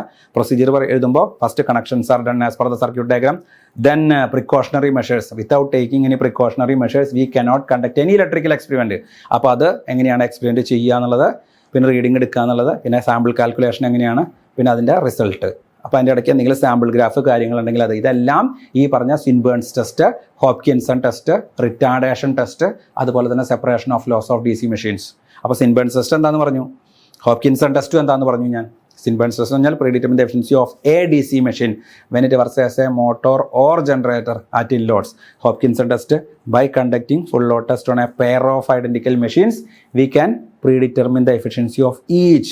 അതായത് 2 ഒരേപോലെയുള്ള മെഷീനുകളെ നമുക്ക് മോട്ടറായിട്ടും work ചെയ്യിക്കാം, ജനറേറ്ററായിട്ടും work ചെയ്യിക്കാം, അതിൻ്റെ എഫിഷ്യൻസി നമുക്ക് പ്രീഡിറ്റർമിൻ ചെയ്യാം. ദെൻ അടുത്തത് ഹോപ്കിൻസൺ ടെസ്റ്റിൻ്റെ പ്രോബ്ലം അതുപോലെ തന്നെ retardation test or running down test. ആദ്യം തന്നെ മെഷീനെ നമ്മൾ നോർമൽ സ്പീഡ് അഥവാ റേറ്റഡ് സ്പീഡിനേക്കാൾ കൂടുതൽ സ്പീഡിൽ റൺ ചെയ്യും. എന്നിട്ട് അതിനെ ഒന്നുകിൽ ആർമേച്ചർ മാത്രം സപ്ലൈ ചെയ്ത് കട്ട് ചെയ്തിട്ട്, മനസ്സിലായോ, അതിൻ്റെ ഫോർ എക്സാമ്പിൾ 1000 ആണ് അതിൻ്റെ നോർമൽ സ്പീഡ്. ആദ്യം അതിൻ്റെ 1030 RPM റൺ ചെയ്യിച്ചു. എന്നിട്ട് ഈ 1030 RPM നിന്ന് മെഷീനെ സപ്ലൈ കണക്ട് ചെയ്തു. ആ സപ്ലൈ നമ്മൾ കട്ട് ഓഫ് ചെയ്യുമ്പോൾ 2 രീതിയിലാണ് നമ്മൾ സപ്ലൈ കട്ട് ഓഫ് ചെയ്യുക. ഒന്നുകിൽ അത് in this method the retardation test of the DC machine is run as a motor at a speed above the normal speed, then supply to the armature is cut off. ആർമേച്ചറിലേക്കുള്ള supply cut off, ഫീൽഡിലേക്കുള്ള supply അതേപടി maintain ചെയ്യും. എന്നിട്ട് നമ്മൾ ആ time എടുക്കും, എന്താ speed follow ചെയ്യാനുള്ള ടൈം. ഫോർ എക്സാമ്പിൾ 1000 ആണ് അതിൻ്റെ RPM, റേറ്റഡ് RPM. 1030 RPM അതിനെ റൺ ചെയ്യിച്ചു. എന്നിട്ട് ആർമേച്ചറിലേക്കുള്ള സപ്ലൈ കട്ടാക്കി, ഫീൽഡിലേക്കുള്ള സപ്ലൈ കട്ടാക്കിയില്ല, മെയിൻറ്റെയിൻ ചെയ്തു. എന്നിട്ട് മെഷീൻ്റെ സ്പീഡ് ഇങ്ങനെ കുറഞ്ഞു വരുമ്പോൾ നമ്മൾ 1030 നിന്ന് 900, എന്താ പറയുക, ഫോർ എക്സാമ്പിൾ പറയുകയാണെങ്കിൽ ഒരു എക്സാമ്പിൾ ഇതിൽ പറഞ്ഞിട്ടുണ്ട്. ഫോർ എക്സാമ്പിൾ മെഷീൻ്റെ റേറ്റഡ് സ്പീഡ് 1000 RPM ആണ്. ആദ്യം ഇത് 1030 RPM റൺ ചെയ്യിച്ചു റേറ്റഡ് സ്പീഡിനേക്കാൾ കൂടി. ദെൻ മെഷീനിലേക്കുള്ള ആർമേച്ചറിലേക്കുള്ള സപ്ലൈ കട്ട് ഓഫ് ചെയ്തു. അപ്പോൾ മെഷീൻ്റെ സ്പീഡ് ഇങ്ങനെ കുറഞ്ഞു വരും. അപ്പോൾ 970 RPM ടൈം നമ്മൾ നോട്ട് ചെയ്തെടുത്തു. ഇത് ചെയ്യുമ്പോൾ കുറച്ച് ബുദ്ധിമുട്ടാണ്. കാരണം 1030 RPM നിന്ന് 970 RPM ആവാനായിട്ട് ഇങ്ങനെ കുറഞ്ഞു വരുമ്പോൾ ആ സമയം നോക്കിയിട്ട് നമ്മൾ ആ സ്പീഡ് എത്തുമ്പോൾ ആ സ്പീഡ് ആവാനായിട്ട് എത്ര സമയം എടുത്തു. അങ്ങനെ ആ കാൽക്കുലേഷനിലൂടെ നമുക്ക് എന്ത് കണ്ടുപിടിക്കാൻ പറ്റും? റൊട്ടേഷണൽ ലോസസ് കണ്ടുപിടിക്കാൻ സാധിക്കും. 0.011 IN × dN/dt. IN എന്ന് വെച്ചാൽ മൊമെന്റ് ഓഫ് ഇനേർഷ്യ, അത് തന്നിട്ടുണ്ടായിരിക്കും. NS സ്പീഡാണ്. DN എന്ന് വെച്ചാൽ ചേഞ്ച് ഇൻ സ്പീഡാണ്. DT എന്ന് വെച്ചാൽ അതിനടുത്ത ടൈമാണ്. അത് കാൽക്കുലേറ്റ് ചെയ്തിട്ട് റൊട്ടേഷൻ ലോസും അതുവഴി എഫിഷ്യൻസി നമുക്ക് പ്രീഡിറ്റർമിൻ ചെയ്യാൻ സാധിക്കും. അപ്പോൾ ഇതും എഫിഷ്യൻസി പ്രീഡിറ്റർമിൻ, ലോഡ് കൊടുക്കാണ്ട് തന്നെ എഫിഷ്യൻസി കണ്ടുപിടിക്കാൻ പറ്റുന്ന മറ്റൊരു ടെസ്റ്റാണ് retardation test or running down test. അപ്പോൾ അതിൽ നമുക്ക് എന്താ കണ്ടുപിടിക്കാൻ പറ്റുക? Rotational losses. എന്താ അതിൻ്റെ ഫോർമുല? 0.011 IN × dN/dt. ഓക്കെ, ഇതൊരു 5 മാർക്ക് അല്ലെങ്കിൽ 7 മാർക്കിൻ്റെ ക്വസ്റ്റൻ ആയിട്ട് ചോദിക്കാം. റിട്ടാർഡേഷൻ ടെസ്റ്റിൽ ന്യൂമറിക്കൽ പ്രോബ്ലംസ് വളരെ സിമ്പിൾ പ്രോബ്ലം ആണ്. വലിയ മാർക്കിൻ്റെ ക്വസ്റ്റൻ ആയിട്ട് ചോദിക്കില്ല. സിമ്പിൾ പ്രോബ്ലം ഇവിടെ കൊടുത്തിട്ടുണ്ട്. ഇതെല്ലാം നമ്മൾ ഡീറ്റെയിൽ ആയിട്ട് മറ്റേ പറഞ്ഞിട്ടുള്ളതാണ്. ദെൻ വൈ ഹോപ്കിൻസൺ ടെസ്റ്റ് നേരത്തെ പറഞ്ഞതാണ് നമ്മൾ. Separate the stray loss. 4 ടെസ്റ്റുകൾ. 1 Swinburne's test, 2 Hopkinson test, 3 retardation test. എല്ലാം എഫിഷ്യൻസി പ്രീഡിറ്റർമിൻ ചെയ്യാനുള്ളതാണ്. 4ാമത്തെ ടെസ്റ്റ് മാത്രം ഡിഫറൻ്റ് ആണ്. Separate the stray loss of a DC machine. Stray loss എന്ന് വെച്ചാൽ magnetic loss plus mechanical loss ആണ് stray loss. Magnetic loss plus mechanical loss ആണ് stray loss. Stray ലോസിനെ നമുക്ക് മാഗ്നറ്റിക് ലോസ് എന്ന് വെച്ചാൽ അയൺ ലോസ് അല്ലെങ്കിൽ കോർ ലോസ് അല്ലെങ്കിൽ മാഗ്നറ്റിക് ലോസ്. മെക്കാനിക്കൽ ലോസ് എന്ന് വെച്ചാൽ ഫ്രിക്ഷൻ ലോസ് അല്ലെങ്കിൽ വിൻറ്റേജ് ലോസ്. അപ്പോൾ സ്ട്രേ ലോസിനെ മാഗ്നറ്റിക് ലോസ് ആയിട്ടും മെക്കാനിക്കൽ ലോസ് ആയിട്ടും സെപ്പറേറ്റ് ചെയ്യാനുള്ള മെത്തേഡാണ്. അപ്പോൾ ആദ്യം connections are done as per the figure. എന്നിട്ട് മെഷീനെ റേറ്റഡ് സ്പീഡിൽ റേറ്റഡ് എക്സൈറ്റേഷനിൽ അഥവാ നോർമൽ എക്സൈറ്റേഷൻ വർക്ക് ചെയ്യിക്കും. Then reduced excitation, normal excitation, reduced excitation. Normal excitation means rated voltage 220 volt, rated speed for example 1500 ആണ് അതിൻ്റെ റേറ്റഡ് സ്പീഡ് എങ്കിൽ rated വോൾട്ടേജും റേറ്റഡ് സ്പീഡിലും ഉള്ള ഫീൽഡ് കറണ്ടിനെയാണ് നമ്മൾ റേറ്റഡ് എക്സൈറ്റേഷൻ, നോർമൽ എക്സൈറ്റേഷൻ എന്ന് വിളിക്കുക. For example normal excitation means excitation at normal voltage and normal speed. അതിൽ നമ്മൾ V, IF, IA ഈ 3 റീഡിംഗ് എടുക്കും. അതേപോലെ തന്നെ റെഡ്യൂസ്ഡ് എക്സൈറ്റേഷൻ, അതായത് ആ നോർമൽ എക്സൈറ്റേഷനിൽ കിട്ടിയ, അതായത് റേറ്റഡ് വോൾട്ടേജിലും റേറ്റഡ് സ്പീഡിലും ഇതിൽ കാണിക്കുന്ന കറണ്ടിനെയാണ് നോർമൽ എക്സൈറ്റേഷൻ. അതിൻ്റെ റെഡ്യൂസ്ഡ് എക്സൈറ്റേഷൻ, അപ്പോൾ എക്സൈറ്റേഷൻ ഇത് കുറയ്ക്കും 60%. അപ്പോൾ ആദ്യം കാണിച്ച കറണ്ട് 1 ആംപിയർ ആണെങ്കിൽ 60% എന്ന് പറയുമ്പോൾ 0.6 റീഡിംഗ് എല്ലാം എടുക്കും കേട്ടോ. ഫീൽഡ് കറണ്ട് ഇവിടെ നോർമൽ എക്സൈറ്റേഷൻ, ഇതിൽ കാണിച്ച കറണ്ടിനെ റെഡ്യൂസ്ഡ് എക്സൈറ്റേഷൻ. മനസ്സിലായ? അപ്പോൾ അത് എക്സൈറ്റേഷൻ അഡ്ജസ്റ്റ് ചെയ്യാൻ വേണ്ടിയിട്ട് എപ്പോഴും ഇവിടെ കോൺസ്റ്റൻ്റ് ആയിട്ട് നിർത്തും. ഈ റെഡ്യൂസ്ഡ് എക്സൈറ്റേഷൻ, നോർമൽ എക്സൈറ്റേഷൻ എന്ന് വെച്ചാൽ ഫീൽഡ് കറണ്ട്, ഒന്നുകൂടി പറയാം, നോർമൽ വോൾട്ടേജിലും നോർമൽ സ്പീഡിലുള്ള ഫീൽഡ് കറണ്ടിനെയാണ് നോർമൽ എക്സൈറ്റേഷൻ. ആ സമയത്ത് എന്തൊക്കെ എടുക്കണ്ടേ? V, IF, IA, N. എന്താ normal voltage? Armature current. IA = നമുക്ക് കണ്ടുപിടിക്കാമല്ലോ. അതായത് IA എന്ന് പറഞ്ഞു കഴിഞ്ഞാൽ ഈ മോട്ടോറിൽ IA = ഒരു ഷണ്ട് മോട്ടറാണിത്. അപ്പോൾ IL = IF + IA. IL = IF + IA. ഇതാണ് IA എന്ന് പറയുന്നത്. ഇതാണ് IF എന്ന് പറയുന്നത്. അപ്പോൾ എല്ലാ റീഡിംഗ് എടുക്കും. V, IF, IA, N. Then WC കണ്ടുപിടിക്കും, സ്ട്രേ ലോസ് കണ്ടുപിടിക്കും. അതേപോലെ റെഡ്യൂസ്ഡ് എക്സൈറ്റേഷൻ എന്ന് പറയുമ്പോൾ ഈ റിയോസ്റ്റാറ്റ് അഡ്ജസ്റ്റ് ചെയ്ത് എക്സൈറ്റേഷൻ കുറയ്ക്കും. അതാണ് നോർമൽ എക്സൈറ്റേഷനും റെഡ്യൂസ് എക്സൈറ്റേഷനും. രണ്ടിലും നമ്മൾ WC കണ്ടുപിടിക്കും. അത് വെച്ചിട്ട് ഗ്രാഫ് കണ്ടുപിടിച്ചിട്ട് നമ്മൾ സ്ട്രേ ലോസ്, സ്ട്രേ ലോസിനെ friction loss, windage loss, hysteresis loss, eddy current loss ആയിട്ട് സെപ്പറേറ്റ് ചെയ്യും. അതായത് ഈ പറഞ്ഞ സ്ട്രേ ലോസ് എന്ന് പറഞ്ഞാൽ magnetic loss plus mechanical loss ആണ്. മാഗ്നറ്റിക് ലോസിൽ 2ആയിട്ട് ഹിസ്റ്റരീസിസ് ലോസും എഡി കറന്റ് ലോസും. മെക്കാനിക്കൽ ലോസിനെ 2ആയിട്ട് ഫ്രിക്ഷൻ ലോസും വിൻറ്റേജ് ലോസും. WF friction loss, WW windage loss, WH hysteresis loss, WE eddy current loss. അങ്ങനെ 4 ലോസായിട്ട് അതിനെ സ്പ്ലിറ്റ് ചെയ്തിട്ട് അങ്ങനെ കാണിക്കും. അപ്പോൾ 2 എക്സൈറ്റേഷൻ, നോർമൽ വോൾട്ടേജിലും നോർമൽ സ്പീഡിലുള്ള എക്സൈറ്റേഷൻ, ആ സമയത്ത് കാണിക്കുന്ന ഫീൽഡ് കറണ്ടിയാണ് നോർമൽ എക്സൈറ്റേഷൻ. അത് കഴിഞ്ഞാൽ റെഡ്യൂസ്ഡ് എക്സൈറ്റേഷൻ മീൻസ് ഈ റിയോസ്റ്റാറ്റ് അഡ്ജസ്റ്റ് ചെയ്തിട്ട് ആദ്യത്തെ എക്സൈറ്റേഷൻ്റെ ആദ്യത്തെ ഫീൽഡ് കറണ്ടിൻ്റെ ഒരു 60%, 80% എക്സൈറ്റേഷൻ ആയിട്ട് നിർത്തിയിട്ടുള്ള റീഡിംഗ് എടുക്കും. V, IF, IA, WC calculate ചെയ്യും. With the help of graph നമ്മളതിനെ കോൺസ്റ്റൻസ് സെപ്പറേറ്റ് ചെയ്തിട്ട് ടോട്ടൽ ലോസിനെ ഹിസ്റ്റരീസിസ് ലോസും എഡി കറന്റ് ലോസും ഫ്രിക്ഷൻ ലോസും വിൻറ്റേജ് ലോസും ആയിട്ട് സെപ്പറേറ്റ് ചെയ്യും. ഇത് വളരെ ഡീറ്റെയിൽ ആയിട്ട്, ഇങ്ങനെ നിങ്ങൾക്ക് പെട്ടെന്ന് ഇത് പറയുമ്പോൾ മനസ്സിലാവില്ല, അത് വളരെ ഡീറ്റെയിൽ ആയിട്ട് തന്നെ പറഞ്ഞിട്ടുണ്ട്. അപ്പോൾ 4 ടെസ്റ്റിൽ റിട്ടാർഡേഷൻ ടെസ്റ്റ് ഒഴികെ മറ്റേ ടെസ്റ്റുകളെല്ലാം നമുക്കൊരു 7 മാർക്ക്, മിനിമം 7 മാർക്കിൻ്റെയാണ് ചോദിക്കാം. സിൻബേൺസ് ടെസ്റ്റിലും ഹോപ്കിൻസൺ ടെസ്റ്റിലും പ്രോബ്ലം ചോദിക്കാനുള്ള ചാൻസ് വളരെ കൂടുതലാണ്. സെപ്പറേഷൻ ലോസിൽ പ്രോബ്ലം ചോദിക്കാൻ ഏറ്റവും കൂടുതൽ ചാൻസ് ഉള്ളത് തീർച്ചയായിട്ടും സിൻബേൺസ് ടെസ്റ്റും അതേപോലെ തന്നെ ഹോപ്കിൻസൺ ടെസ്റ്റുമാണ്. Okay, then applications of DC motor എന്ന് പറഞ്ഞാൽ ബൈഹാർട്ട് ചെയ്താൽ മതി. Shunt motor, series motor, compound മോട്ടറിൻ്റെ അപ്ലിക്കേഷൻസ്. അപ്പോൾ DC മോട്ടറിൻ്റെ വർക്കിംഗ് പ്രിൻസിപ്പിൾ എന്താണ്, ബാക്ക് EMFൻ്റെ സിഗ്നിഫിക്കൻസ് എന്താണ്, different types classification of DC motor, losses of DC motor, efficiency of DC motor ജനറേറ്ററിൻ്റെ പോലെ തന്നെ സ്റ്റഡി സ്റ്റേറ്റ് ഇക്വേഷൻസ് അവിടെ പ്ലസ്, ഇവിടെ മൈനസിൽ വരും, അവിടെ പ്ലസ് ആയിരിക്കും ജനറേറ്ററിൽ. പിന്നെ ഇതിൽ പ്രധാനമായിട്ട് ക്യാരക്ടറിസ്റ്റിക്സ് നമ്മൾ പറഞ്ഞു, T⁻IA, N⁻IA, N⁻TA ക്യാരക്ടറിസ്റ്റിക്സ് ആണ്. ജനറേറ്ററിലാണെങ്കിൽ നോ ലോഡും ലോഡും ആണ്. പിന്നെ ഇവിടെ സ്പീഡ് കൺട്രോൾ എന്ന് പറഞ്ഞാൽ ഫ്ലക്സ് കൺട്രോൾ മെത്തഡും ആർമേച്ചർ കൺട്രോൾ മെത്തഡും, അത് ഷണ്ടിലും ഉണ്ട് സീരീസിലും ഉണ്ട് പ്രധാനമായിട്ടും. പിന്നെ 4 ടെസ്റ്റുകൾ, ആ 4 ടെസ്റ്റുകൾ Swinburne's test, Hopkinson test, retardation or running down test, separation of stray loss of the machine. അപ്പോൾ ഇങ്ങനെ 4 ടെസ്റ്റുകൾ. അത് മാർക്ക് ഏതൊക്കെ മാർക്കാന്നുള്ളതും പറഞ്ഞു. പ്രോബ്ലംസ് DC മോട്ടറിൻ്റെ, ഷണ്ട് മോട്ടറിൻ്റെ സ്പീഡ് കൺട്രോളിൻ്റെ പ്രോബ്ലം, EMF ഇക്വേഷൻ്റെ പ്രോബ്ലം, സിൻബേൺസ് ടെസ്റ്റിൻ്റെ പ്രോബ്ലം, ഇതൊക്കെയായിട്ട് ബന്ധപ്പെട്ട ന്യൂമറിക്കൽ പ്രോബ്ലംസും ചോദിക്കാം. അപ്പോൾ ഇത്രയും പറഞ്ഞ കാര്യങ്ങൾ മനസ്സിലായിട്ടുണ്ടാവുമെന്ന് വിശ്വസിക്കുന്നു. അപ്പോൾ അടുത്ത സെഷനിൽ വീണ്ടും കാണാം. താങ്ക്